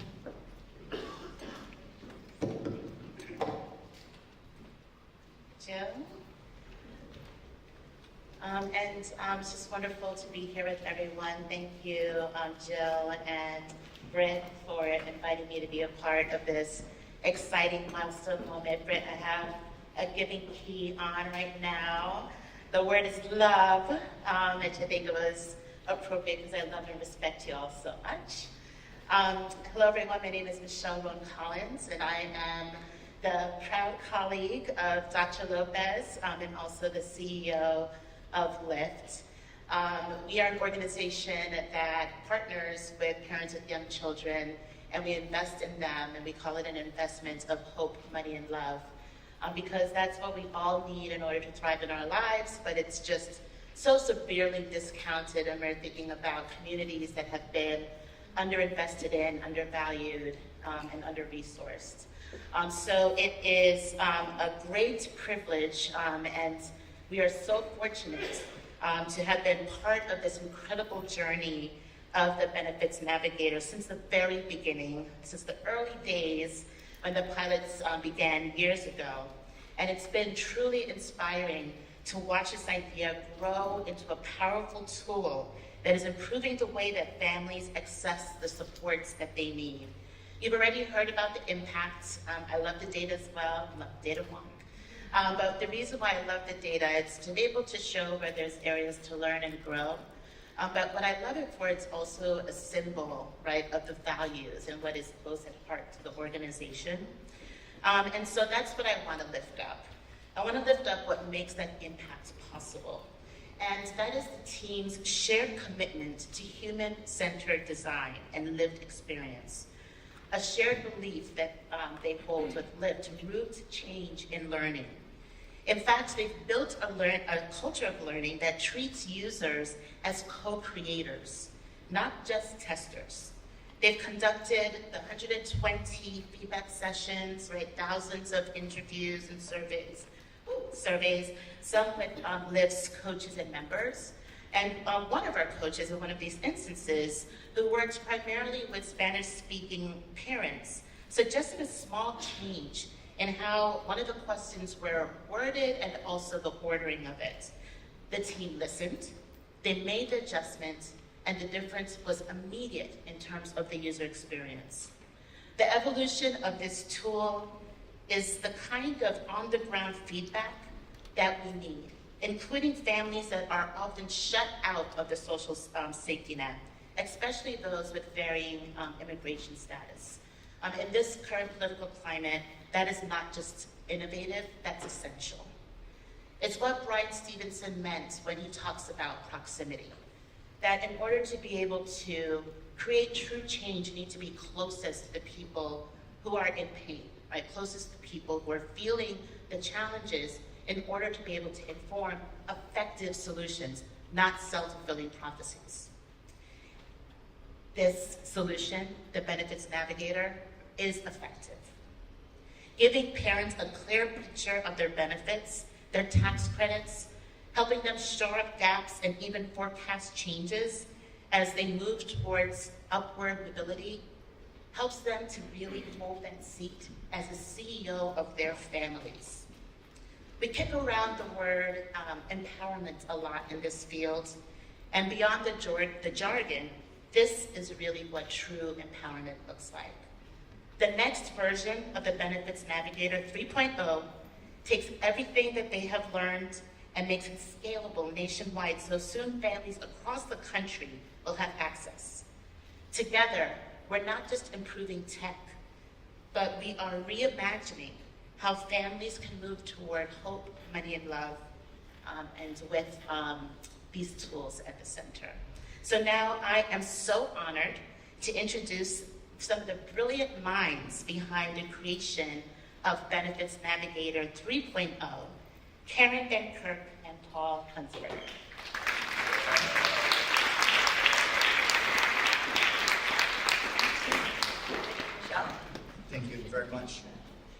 we are very excited to show you the tool you've been hearing about for the last couple hours. As we think about the changes that we've made recently, there are two main drivers of that change. One, as you heard from Michelle, is user feedback, listening to our users. And the second is what we need to do to make the Navigator as impactful and widely available as possible. So on the user feedback front, we heard from our teams that people were looking for more simplicity, more clarity, more visual simplicity, like a more modern look and feel, and better pointing towards direction, action, guidance, a little more activity there. In terms of the parts of the work that we have to do to make the Navigator widely available and impactful, a lot of that you don't see. It's behind the scenes. The users don't see it. But it's things like continuously improving security, and in the benefit space, it's things like being able to cover new geographies quickly and easily, bring on new benefits, and respond to policy changes, which, as we know, are happening pretty rapidly. So to make those changes, we brought in some additional technology folks, including Paul. Hi, I'm Linda. And we completely redesigned and rebuilt the Navigator. So Paul's going to show you some of those specifics. Cool, great. This is just really quickly. Hi, everybody. My name is Paul Hensberger. I've been in government for a really long time. I started in 2015. I worked in elections. So I do understand your pain of having to learn a system down to its bones. And it's one of the reasons why I like working with this team is that they're so knowledgeable and really, every one of you are just so engaged, and that's a very big deal inside of this space. What we're going to show you is our caseworker portal, our intake system, what a report looks like in the new interface, what a scenario is. Karen's going to cover some of our info hub, which is really like one of my favorite things that we have, and then everybody loves these dashboards, so we're going to make sure that you know about those as well. What you're looking at right now is my portal. It is, the way that I like to say it is it gives you everything that you need right in front of you to get into this journey as a caseworker with whomever you're working with. So you have, it's the basics, add a new client, create a new plan, see the information that you have for your client details, and then to be able to see the history of what you have done with any of your families. Just write it. I don't know how to say it any better. It's just, you just get it done. I keep trying to find a different way to look at this. Can you go to our intake form now? So one of the big changes that we made is in our intake is that we've added a bit of a top header here to give you major pieces to work on, and also said that each section inside of here is just more concise and easier for you to move through. Can you go through the next tab? So as you move through, we also give you some navigation cues to let you know that you finished something. If an error arises, it works to let you know where things are working. We try to make it really easy to tab through everything as well. So if you use a mouse or keyboard.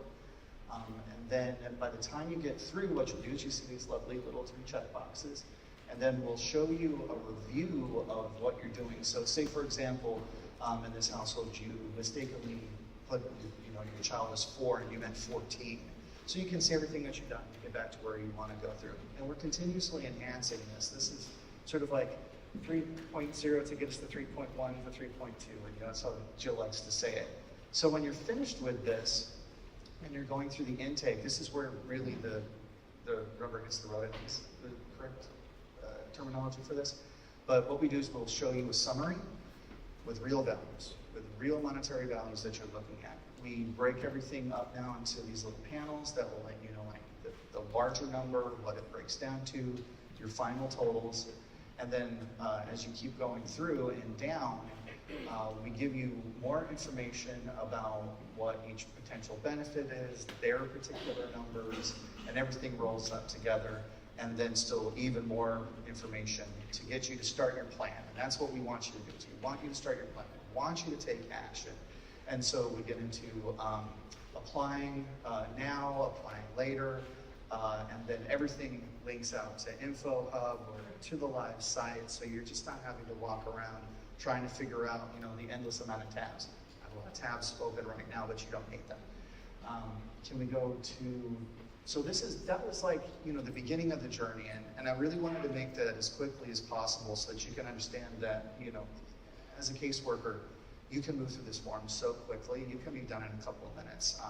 I do this a lot to work on it, and so I can get through a pretty complex thing in about 4 minutes and get you to an answer within 5 minutes. Or you can take your time and have the conversation that you need to get to, and you can start looking at what you would need to get to the next result. So that's like the beginning of your journey. And then can we go to the scenario page? So the cool thing that I really liked is that as we're talking about benefit lists, as we're talking about changes in life situations, you can look to see, we give you another option inside of here, and this is sort of like the result of it. And what it is this scenario planner. And so you'll have your current situation here, and then the scenario that you're going through. Your income increases, your income decreases, your childcare options change. You can go through and adjust all of this to see what the new scenario will look like. And then we make it as easy to use as possible, where you'll see a positive amount in green, say there's a decrease was showed in orange. That's not really to scare you, it's just to differentiate between colors so they're easy to read. A neutral color, and then to give you the overall math. And that's really cool because like you get lost in math, and as you're going down through the bottom, you'll see even more breakdowns of what things would change so that you can really have a permanent conversation about what the new situation would look like for somebody. So, like you might be losing some tax credits, or you might be increasing some other tax credits, but then we just give you as much detail as you can need to continue the conversation. And then you can run as many scenarios as you want. You don't just have to run one. So we give you kind of the final option of saving your reports for everybody and just choose your own adventure, because that's that more than we would ever know. And I think that is really the best part of the lightning tool that I can give right now. And I'm going to hand it over to Karen for InfoHub and our dashboards.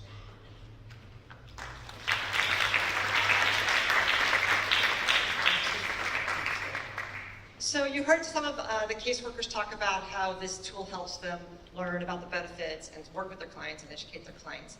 And one of the key places where that happens is our InfoHub. And in the InfoHub, we pull together and make simple and consistent information on all the benefits and tax credits that are in the Navigator. And we have this sort of consistent Q&A format on each benefit. And they're all in here. When you click into a particular benefit, you see all of the different information. As I said, we've culled it from various websites and sources and simplified it and brought it here.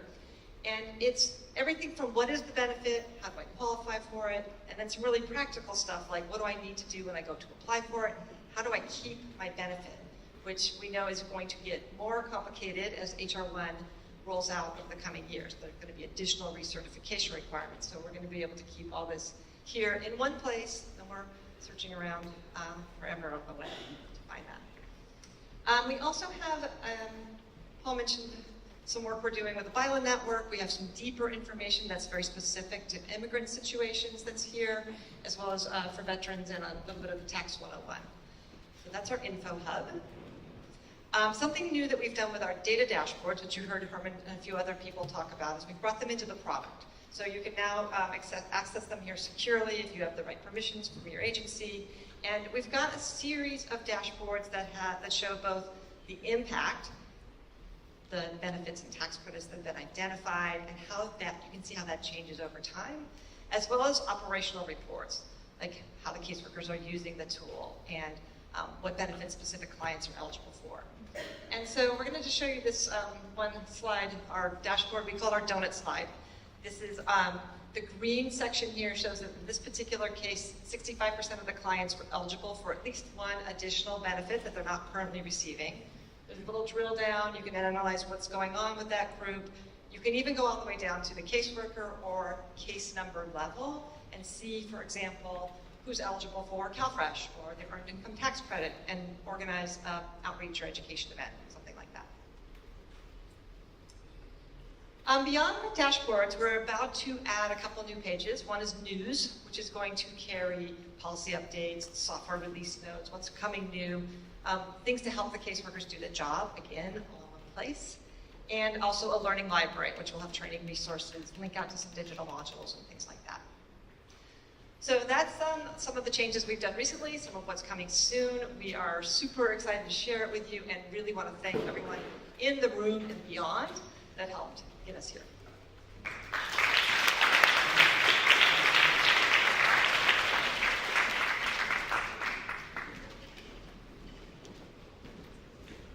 All right, I have asked the panelists to come on up for this.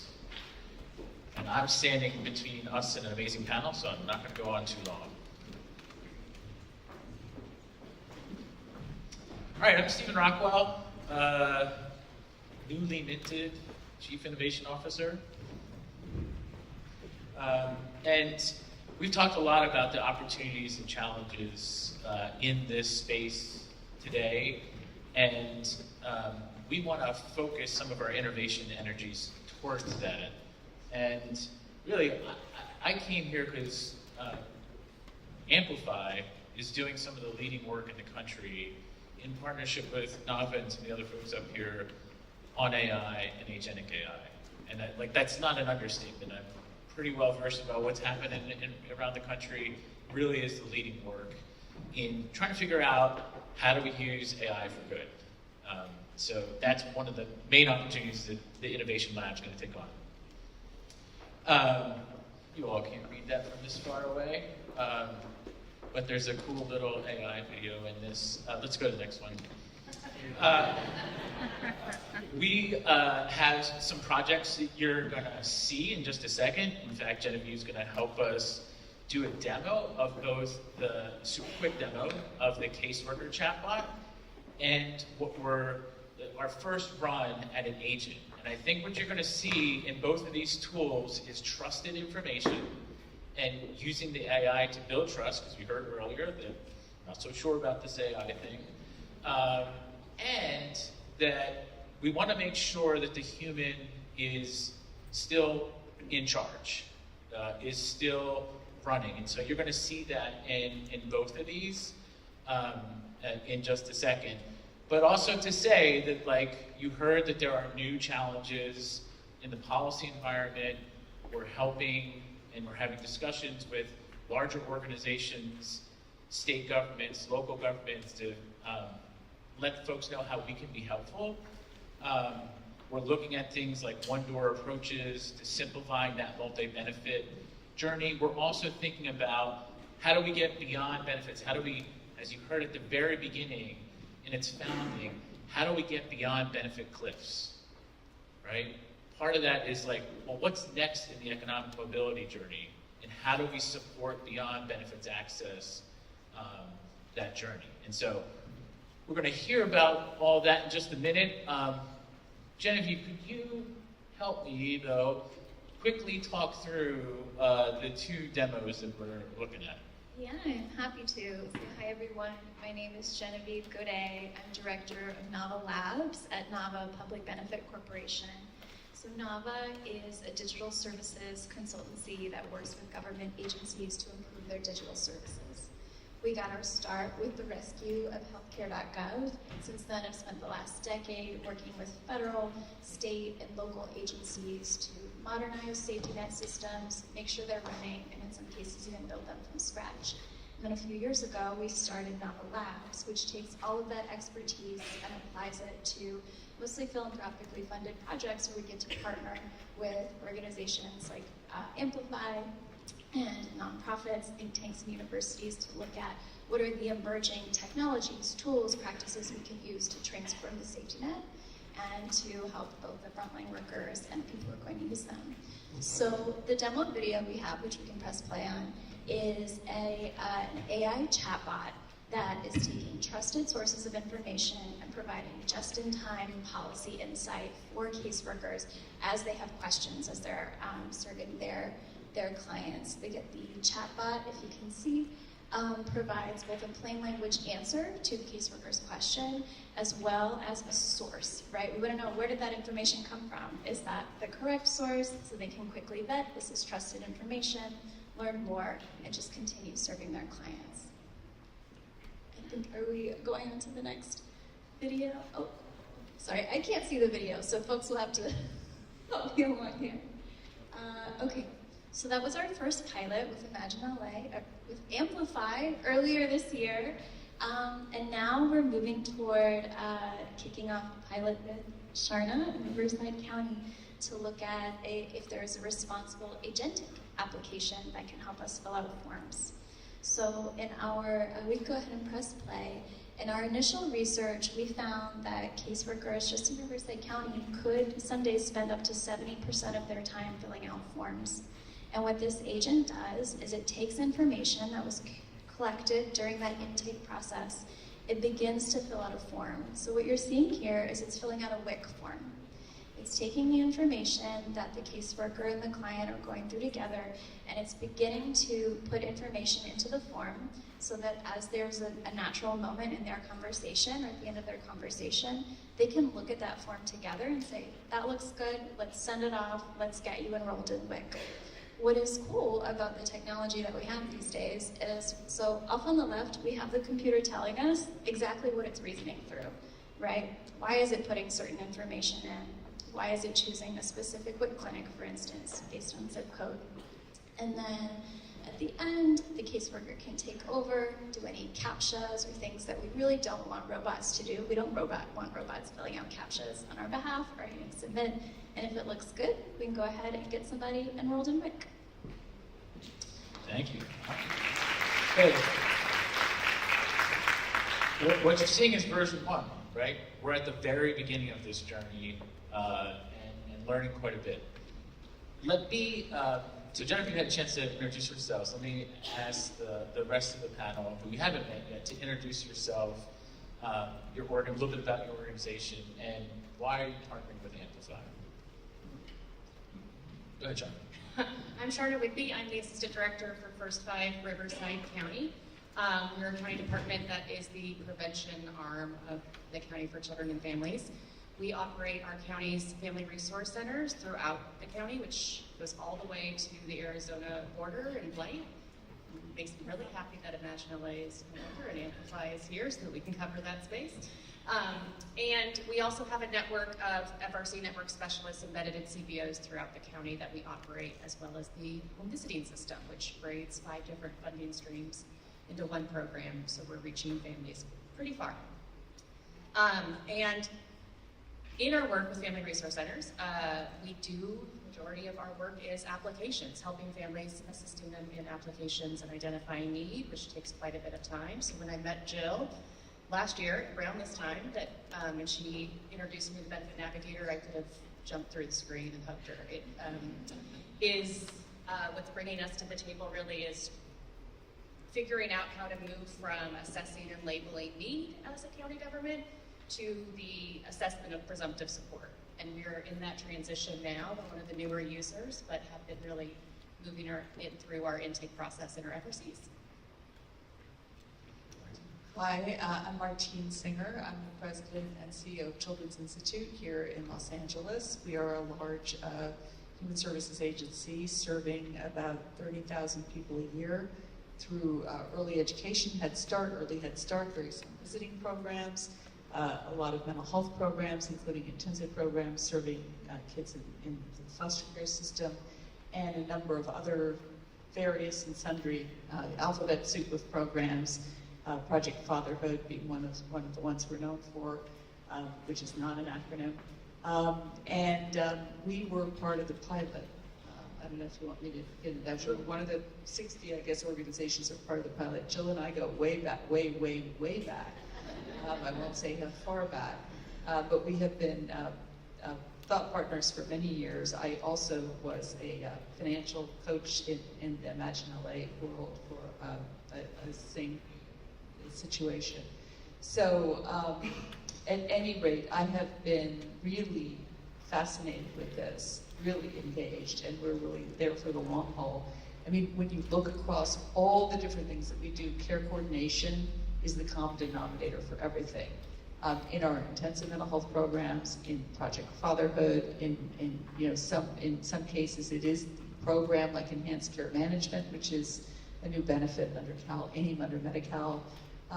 And we do it in a very disjointed and siloed way across the organization. So this has inspired us not only to improve the experience of our staff members, of our families.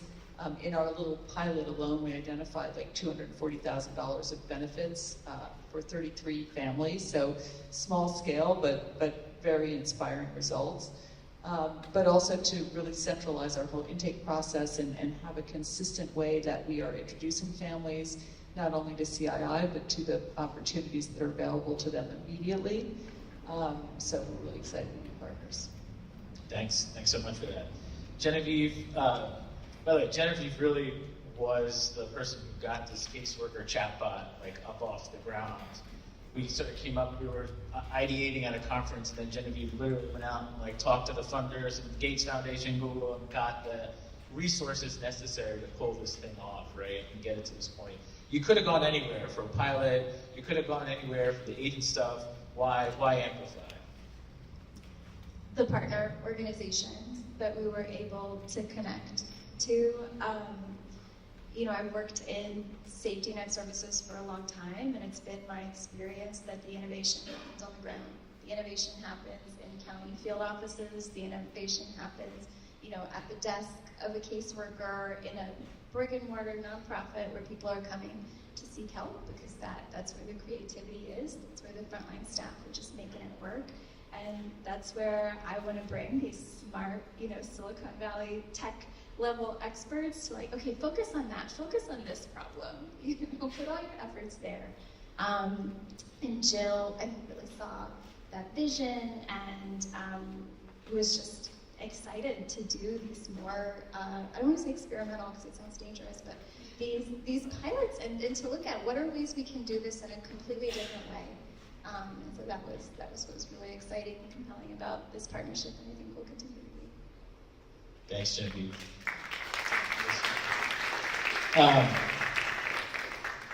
When we write the case on AI introduction into a local government, the first thing I'll probably say is strong leadership. And Sharna has been that for us in Riverside. But you were innovating before, and so I'd be curious to say, sort of give us what that innovation environment was before we showed up, and how will Agenic AI continue that journey and contribute? Thank you. I think Genevieve's the first person I've ever heard say that innovation happens in field offices, and I'm excited about that's an idea that she validated here. But Riverside County was on a journey around intake, really. We have a goal as a county that we're going to move our HPI by 30 points in 30 years. And we have a plan to do that, which is really around integrated services throughout the county. So we've been modernizing or building a wider front door to all of our systems with a universal intake system that's used across all health and human services departments. So the whole safety net really that we operate with has one tool that we use. So if you go to a WIC office, or you go to a DPSS office, or you go to a First 5 FRC, it looks the same. It's the same intake across the board, and that's includes the intake of general demographics, consent of information to share, because we are a hybrid entity, so we can share PHI responsibly. And then we have social determinants of health assessment built in, which is the whole person health score that we all use to identify areas of need, both in a clinic setting or in a social setting, social services setting, and then a level of resourcing attached to that has referrals and a closed loop referral. And that's all one system, and we can all see what each other are doing. But that is an intake and referral system, and when you improve that, the rub is that you identify a lot more need than maybe you're ready to handle, or maybe that you have resources to handle. And so building on that, which is labeling need really with families and identifying areas of need, the Benefit Navigator tool coming in with, a family comes in and they want to apply for CalFresh, and we can ask 6 more questions and say, what else might help you? What else might support you today? But then families are coming back day after day because we dump them back in a paper process, or we dump them back in a multi-application process that can be telling their story over and over and over again. And we have found that if we get to 6 needs, families won't take the first one they came in for. And so with this tool, we're really only asking them to tell their story once, they already said in intake for date of birth, what they've already said in the Benefit Navigator, whatever we've collected so far is pulled into this tool, and then it's just a really comfortable interview after that that's not based on data field and never asked again, which not only speeds up the application process for the family and the trauma for the family, reduces the trauma for the family, but supports the caseworker in being a partner rather than a vetter of eligibility as they go. So that's what we're doing with it. That's great. Thanks for that. Martine, you are the OG as the pilot participant and enthusiastic about where this is heading for you and your organization. Could you share a little bit more about the learnings and also what you see moving forward in terms of your continued partnership with Amplifi and Innovation Lab? Yeah, well, I certainly feel G. But today is a very feeling day. But yes, we are definitely committed for the long haul. We've had lots of conversations about sort of very future-looking ideas. This is a time. It's sort of really a big squeeze. It's a very difficult time to be a nonprofit organization in America, I would say. But let's just stick to LA County for now. It's no different. There is so much uncertainty. We have spent most of this year scenario planning, laying people off, unlaying people off, wondering if a contract is going to continue. I mean, it has been the biggest waste of energy and time, and accompanied with so much heartache for the people we serve, for the people on our staff, whipsawing people around. It's happening, it's not happening. Head Start's on the Project 2025 list. Oops, now it's back on the... It's insane. So to maintain a commitment to innovation and to investing in technology is my fervent desire, and my staff is just, and several of them are here, they can testify to how busy they are, and more so than ever, grappling with all of this stuff. So, I think this is very inspiring for me because this is real, it's happening, it's progressive. Just what you've described today has happened in such a short period of time with such amazing results. I mean, most new things fail, which is fine too, but it's so rare that a new venture like this succeeds that it's just really more kudos to you and the team for the successes that you've seen. And the way that people, in California and around the country are snapping up the opportunities. So I think for us, as I said, to design the centralized intake, maybe we'll just copy what Riverside does. Done with it. And also, we would love to layer in the resources that are available in LA County, for example. We're trying to figure out how to do that, like CalFresh, if it continues to exist in whatever form, is still not enough for people. So what other resources are available where they live and so forth? Medicaid, Medi-Cal is going to have a work requirement, not this January, but next January. Our team is already working on how to help people fulfill that. Can we build that into the tool so we can track hours so that because the eligibility is going to be pegged no longer just to income, but to other things. Not to mention immigration status. We keep hearing that we have to check the people's immigration status, but we haven't been told how. So as long as we don't know how, we can't do it. And by how, I mean what is the exact procedure, how will we be audited, how will we be held accountable. None of that has been issued.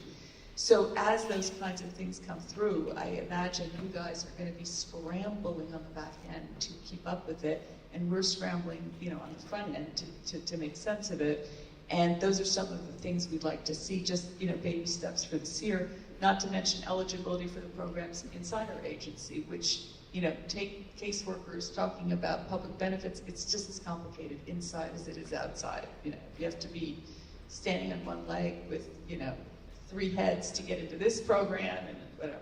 So the more we can customize it to our needs and have access to the whole world, the better it will be. It's just the challenge of finding out how we do it, how we squeeze it in with everything. Thanks for adding all that context too. We are living in times, and this has been such a source of positivity, and we are forward-looking. Jill, why don't you bring us home on sort of what are we thinking about innovation-wise the next year or so?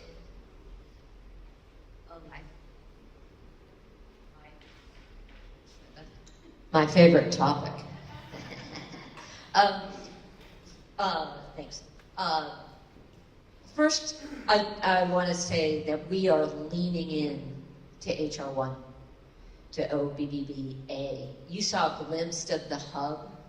We are on it.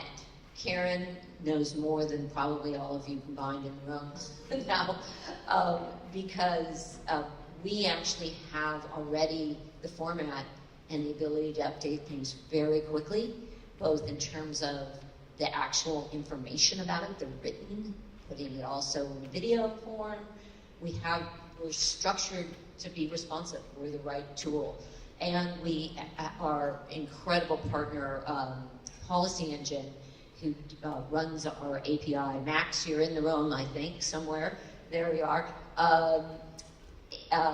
They are already on all of this stuff and making sure our algorithms are up to speed even before it becomes live. So we are, what I would say, in the game. We're working with DPSS here locally, with Connecticut, on helping them have proactive strategies to deal with HR1. So, let's do this. Let's keep everybody's benefits, and then let's maximize them and get them some more. How about that? That would be pretty fun.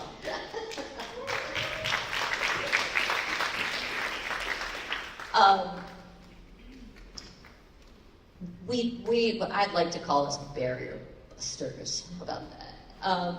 The other thing that I do want to focus on, just to add to, is we started this whole talk with, we're really trying to help end poverty and help people actually get on journeys of economic mobility. So there's a next step there. We've started with the Benefit Navigator, but how can we help people jump over those cliffs, get into living wage jobs that fit their profile, that aren't just a job description on a list? People don't know how to get there. So how can we do that?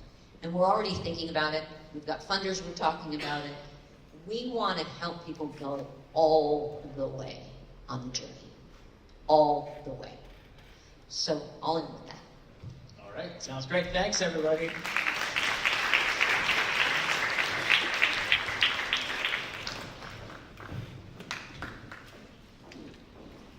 Hi, all. This has been such an incredibly information-rich day. My name is Sarah Ali. I'm the COO of the R&S Kane Foundation, and we are a supporter of the Benefit Navigator, now Amplifi. And we were also very involved in the development of the LA Disaster Navigator. But before I talk about that, I know you heard from my colleague, Conway Collis, who's the CEO of the Mayor's Fund of Los Angeles. And I sit on that board, and along with my fellow board member, Marilyn Wells, who's here today. The other thing we wanted to double click on to ensure you didn't miss this, because it's so important, and it speaks to our strong partnership with Jill and Britt and the entire team. The Navigator is being used by the Mayor's Fund team and associated partners, community organizations, and the use of that Navigator has prevented hundreds of people from becoming unhoused. And we know that's one of the most critical issues of our time now, so I just want to recognize the work that's being done there. The other thing that, yes, I think that's worthy of applause. Yes, thank you. Yes, thank you, Mayor's Fund. We're really proud to have this partnership. Thank you, Jill. So the other thing that I think is also worth calling attention to, and this goes to my peer funders and investors, if you invested in the Navigator in any way, you're also investing in resiliency and recovery. So let's go back to January, the second night of the fires. My colleague, Chris Cope, who's now at the Annenberg Foundation, formerly at United Way, you may have met him there, he called Jill and he was asking, what can we do? Can we create something that very quickly links people to trusted resources that will support them as they make sense of the disaster that's unfolding? And Jill said, yes, but let me pause and think through what might exist already, which I really appreciate. And so she said she'd love to help. She needed to do some research. Her team, as you can see from today's presentation as well, was flat out. They've been busy. And so she thought, who else could she speak to really uplift what's now the LA Disaster Relief Navigator? So just after she and Chris got off the phone, then she got a phone call from her good friend Adam Miller, who's an incredible philanthropist, tech leader in Los Angeles. You may know him through Better Angels. He said, how could I help? What is needed right now? And so that became the start of the LA Disaster Relief Navigator. So I was brought in by Conway and Chris, and together we were working 24/7. I kid you not. I think all of us were pulled in a lot of directions, but it was a very intense period of time. And it was in collaboration with other disaster experts, including the Red Cross, local and state governments, local charities, other fire survivors. Jill and Imagine LA, including the amazing Jen Berry, designed and gathered resources. Better Angels created the website. And then there was a group of people, some of you I think who are here, who were recruited to test and see, could we get this out into the community? And you heard Conway reference earlier, we did that in about 3 weeks' time. I'm gonna quickly also plug, my friends from Post Fire are here too. That LA Disaster Relief Navigator then became a point of reference as they're building their tech. So think of the influence and the domino effect when good people with good intention come together. So the LA Disaster Relief Navigator was developed in record time. It's a site now that anyone can access. It's based on the ability to very quickly put in your information and get a simple action plan. So it's very successful, served over 7,000 households. Imagine LA received funding from FireAid to continue and enhance the site. It is now becoming something that will inform resiliency efforts, not just here in Los Angeles, but I think statewide and I think nationally. Unfortunately, we're going to deal with more climate-related disasters where resiliency tools like this are really important. So we're incredibly proud to be part of this effort. But I also want to introduce you to Judy Brown, who also has played a very big role in this work. She's the founder of Civic Makers, and she's going to report on their findings and what lies ahead for the 2.0 version of the Disaster Navigator. Judy. Thank you so much, Sarah. Thank you, everyone. Where's my timekeeper? Okay, someone's gonna do it. Give me 5 minutes. 5 minutes on the clock, go. I'm Judy Brown, and I'm the co-founder of a civic design firm called Civic Makers. We're a certified micro small business with the state of California and have spent the last 10 years bringing human-centered design research, methods, and mindsets to the public sector. We work together to incorporate lived experience, or as we like to call it, living expertise, into program, policy, strategy, and technology development, so that those who are most impacted have a role in shaping decisions along the way. One recent example was right here in LA, where we co-created a 5-year strategy for the city's workforce development system with input from hundreds of stakeholders, some of whom are in this room. Civic Makers does not build technology, we build trust. We work to uncover human insights that can inform technical requirements and not the other way around. So we were thrilled when Jill and team asked us to conduct a stakeholder assessment on the impact of the Disaster Relief Navigator. So first, we developed our research questions. What makes a disaster recovery site feel trustworthy, usable, and trauma-informed? How can the Disaster Navigator better support people in the first 45 days of a disaster? And how should the tool scale to other disaster types, as Sarah mentioned, geographies, and partner organizations? So our approach to this work included applying trauma-informed UX principles that would anchor our evaluation of the site, conducting analogous research from other public disaster resources, and reviewing other findings on the needs of Angelenos impacted by the fires.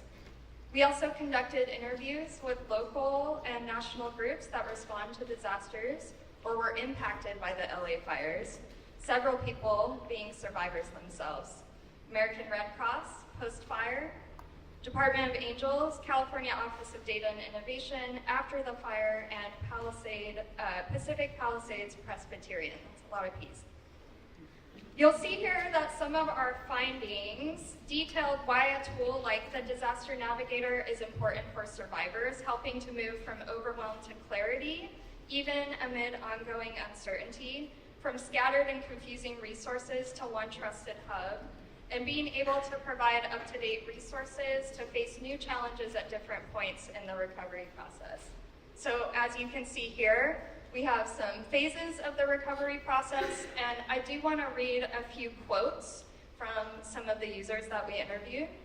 There is nothing more frustrating than to be given a list of resources and later find out you're not eligible. So it's great that eligibility is presented up front in the Disaster Navigator. I appreciate the explicit lane that the Navigator has, focusing on early resources and digging 10 miles deep. I'm pretty impressed with the site. It was refreshing how clean it was. Lots of other sites I saw were unclear, had superfluous links, or could have gotten to the point sooner. The Navigator was on par with what I was thinking in a good way. So that's just a snippet of some of the conversations that we had with folks. So once we knew through firsthand stories the kind of value the Disaster Navigator delivers, we worked to explore what it would take to enhance the current site and release it nationwide. Before determining next steps, we worked closely with Jill and team to align core values of the Disaster Navigator with trauma-informed principles. Trustworthy, the Navigator is a reliable and safe place survivors can turn to for resources when everything feels uncertain. Quality information, the Navigator contains clear, accurate, and timely information and resources that are critical in the first 30 to 45 days of a disaster. User-friendly, the Navigator is easy to use for a wide range of audiences, and it's sensitive to the stress and trauma survivors may be facing. And then fast and actionable. The Navigator helps people quickly find relevant information and resources and turn it into clear next steps they can act on. So, in terms of next steps, as you're seeing here, working with the Red Cross to prioritize locations that are high risk for specific disasters like California, Texas, and Florida, finding a partner that is interested in being the local point of contact for the Disaster Navigator, confirming roles and responsibilities, revising the base repository of evergreen national resources to include local ones as well, getting the Disaster Navigator onto local emergency protocols. And this is just the people and process side of what needs to happen in order for this great tool to be able to scale. On the technical side, we are looking at stronger first impressions, making the site easier to recognize, understand, and trust within seconds. Easier site guidance and navigation, so making it feel like an even more helpful and human-centered experience. Additional tools and task planning to help people get the right support that they need that's tailored. A more actionable action plan and accessible design.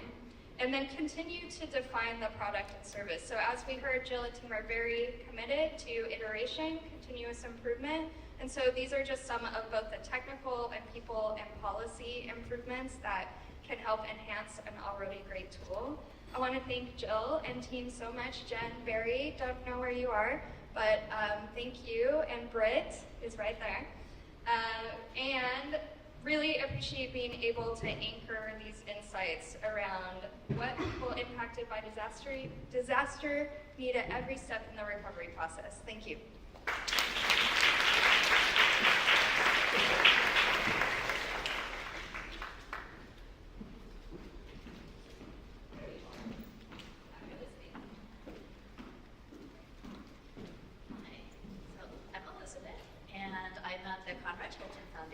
Which has a mission of improving the lives of people living in disadvantage around the world.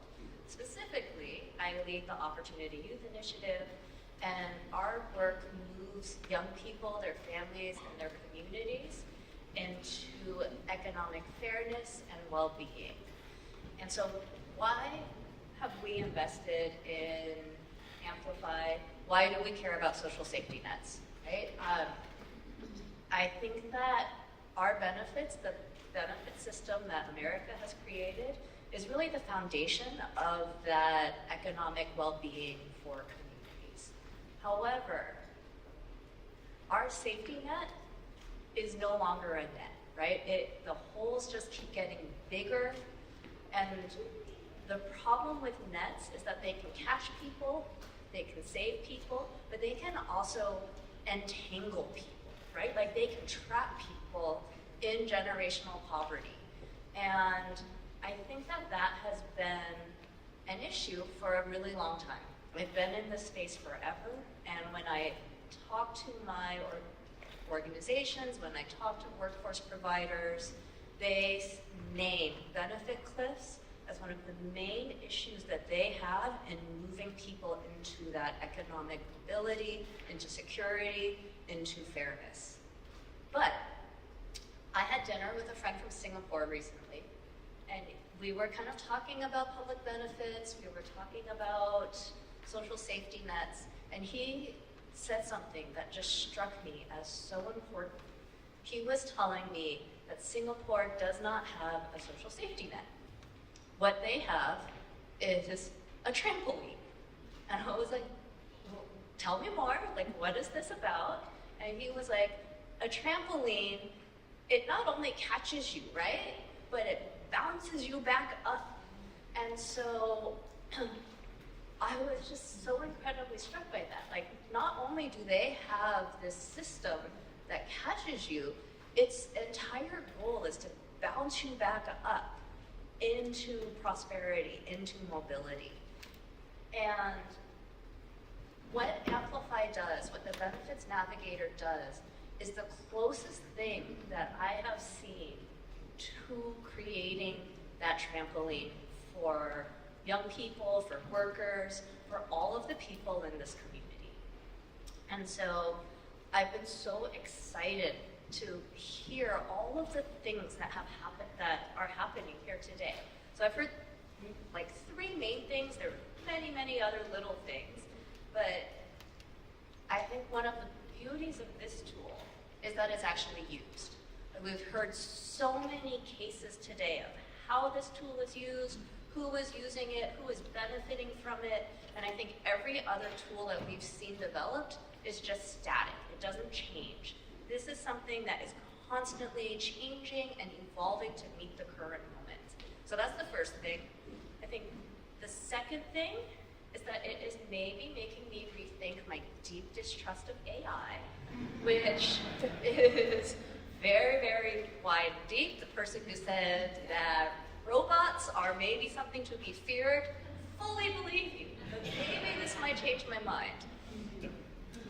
And then the last thing is this ability to scale, right? Like the ability to move beyond something that just serves people in Los Angeles to something that can serve people kind of all over this country. And we know now how much that is needed, right? Like we are seeing the effects of the decimation of our safety net right now. And so having this trampoline is something that is going to be required for every single community. So I'm going to say one last thing. So philanthropy, like the dream of philanthropy, is to incubate something super cool, right? Like we love incubating things. We love innovation. And most of the time, the ideas that we're funding maybe never actually materialize in the way that we hope. Not only has Amplifi materialized, Amplifi is actually fulfilling the dream of philanthropy by working towards becoming fully sustainable in and of itself so that it won't continue to need intense philanthropic support. And that is something that was very, very rare. So I just want to say, Jill and your team, Britt, everybody, like, thank you for such an inspirational morning. Thank you for creating something that is going to be incredibly indispensable across communities nationwide. And then thank you for just giving me hope of like what innovation, what innovators can really do when they look at problems in new ways.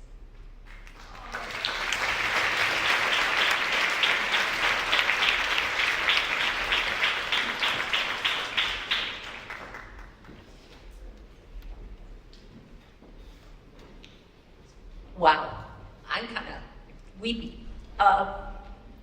Thank you, Elizabeth. Thank you for everybody for coming and being there. Britt and I think, are just, our hearts are so full. We have one last thing that's really kind of important, and that is we want to celebrate some amazing people that were part of this iterative, collaborative,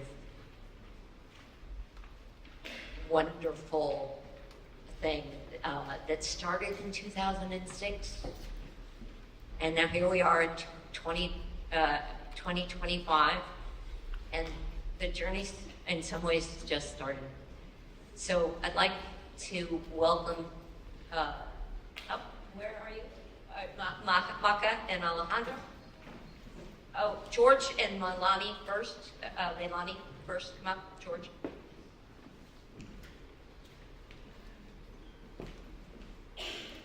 Yeah, Leilani, right.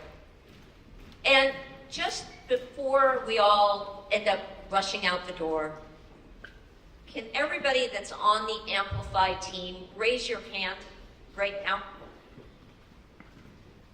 All around the room.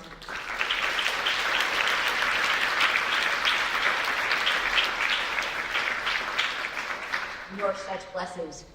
Thank you. Thank you, Jill. I mean, this has been an amazing full circle here.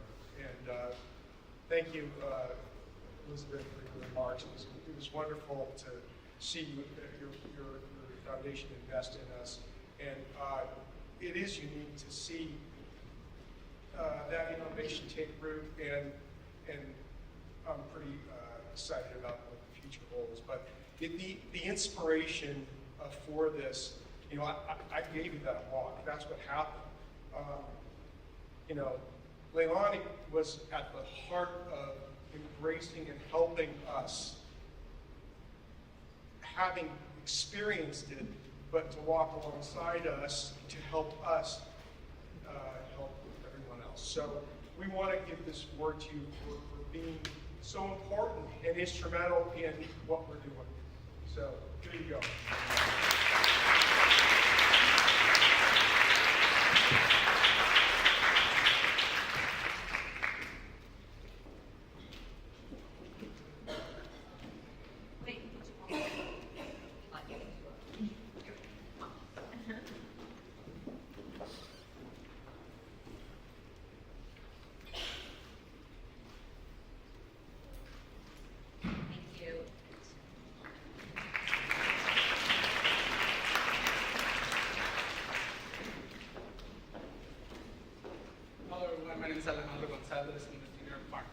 Senior Manager for Partner Engagement and Success. Over the past almost 2 years, I've trained about 300 different users. I've seen many familiar faces. Now you get to see me in person. So I'm very happy to be here, and I want to see awards to you all. Your efforts and your work with us is literally what drives my job. I engage with you all. Thank you so much for being here, and we want to make sure that we highlight some users and some partners who definitely went above and beyond with us. Hi everyone, my name is Makam Tembu. I'm the operations coordinator for the Amplify team. I usually describe what I do as kind of being a fly on the wall and making sure that things happen when they're supposed to happen. Literally, I was over there holding up timers, being like, you have 2 minutes left, get down. So it's such a pleasure that we get to present these awards to people today.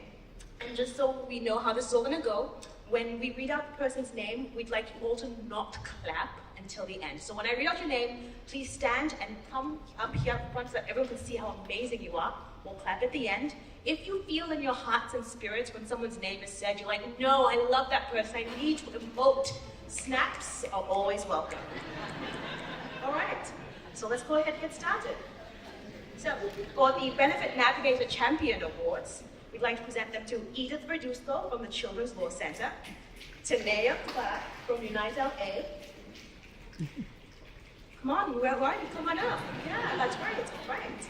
And for our next award, we've got the Community Builder Awards. We've got Lori Cabillo from El Centro de Ayuda, Laura Zapata from Central City Neighborhood Partners, and Diana Nunez from St. John's Community Health. Our next award is the Benefit Navigator Inspiration Award. Those will be going to Pacific Clinics. So representative of Pacific Clinics, please come up. As well as Central City Neighborhood Partners, CCNP. Next, we have our Partner Agency Impact Awards.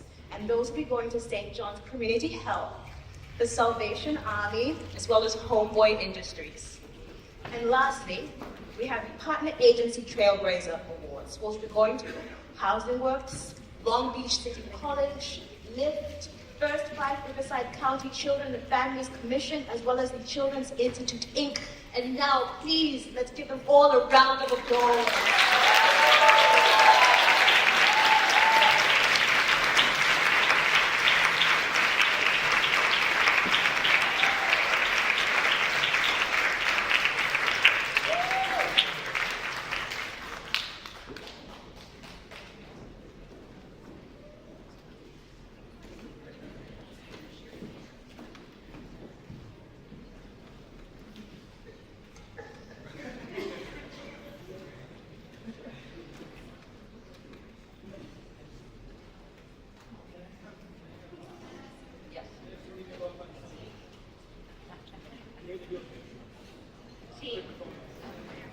Hey team, Amplify team, come on up. Everybody that's just got awards, let's get you all up and get one big fun. What? Somebody else. Quick.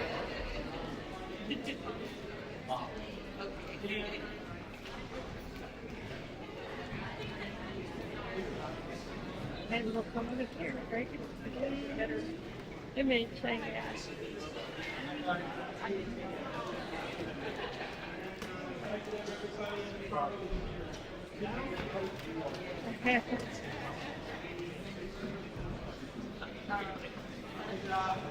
He's gonna block the camera. Oh, yeah.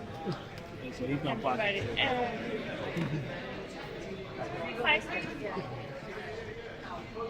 Down in front. Down in front, please.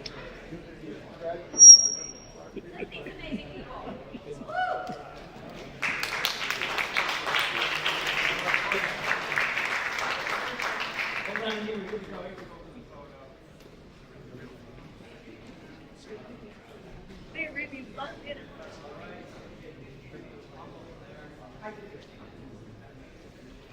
Okay, everybody looking right here. 1, 2, 3. Big smiles right here. 1, 2, 3. Right here. There we go. And Stay there. Don't move. Don't move. That's right.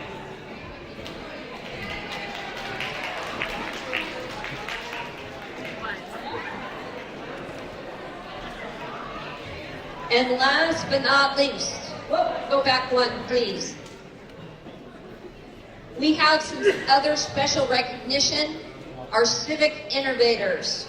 These are people in the government that took a chance, that dug in with us.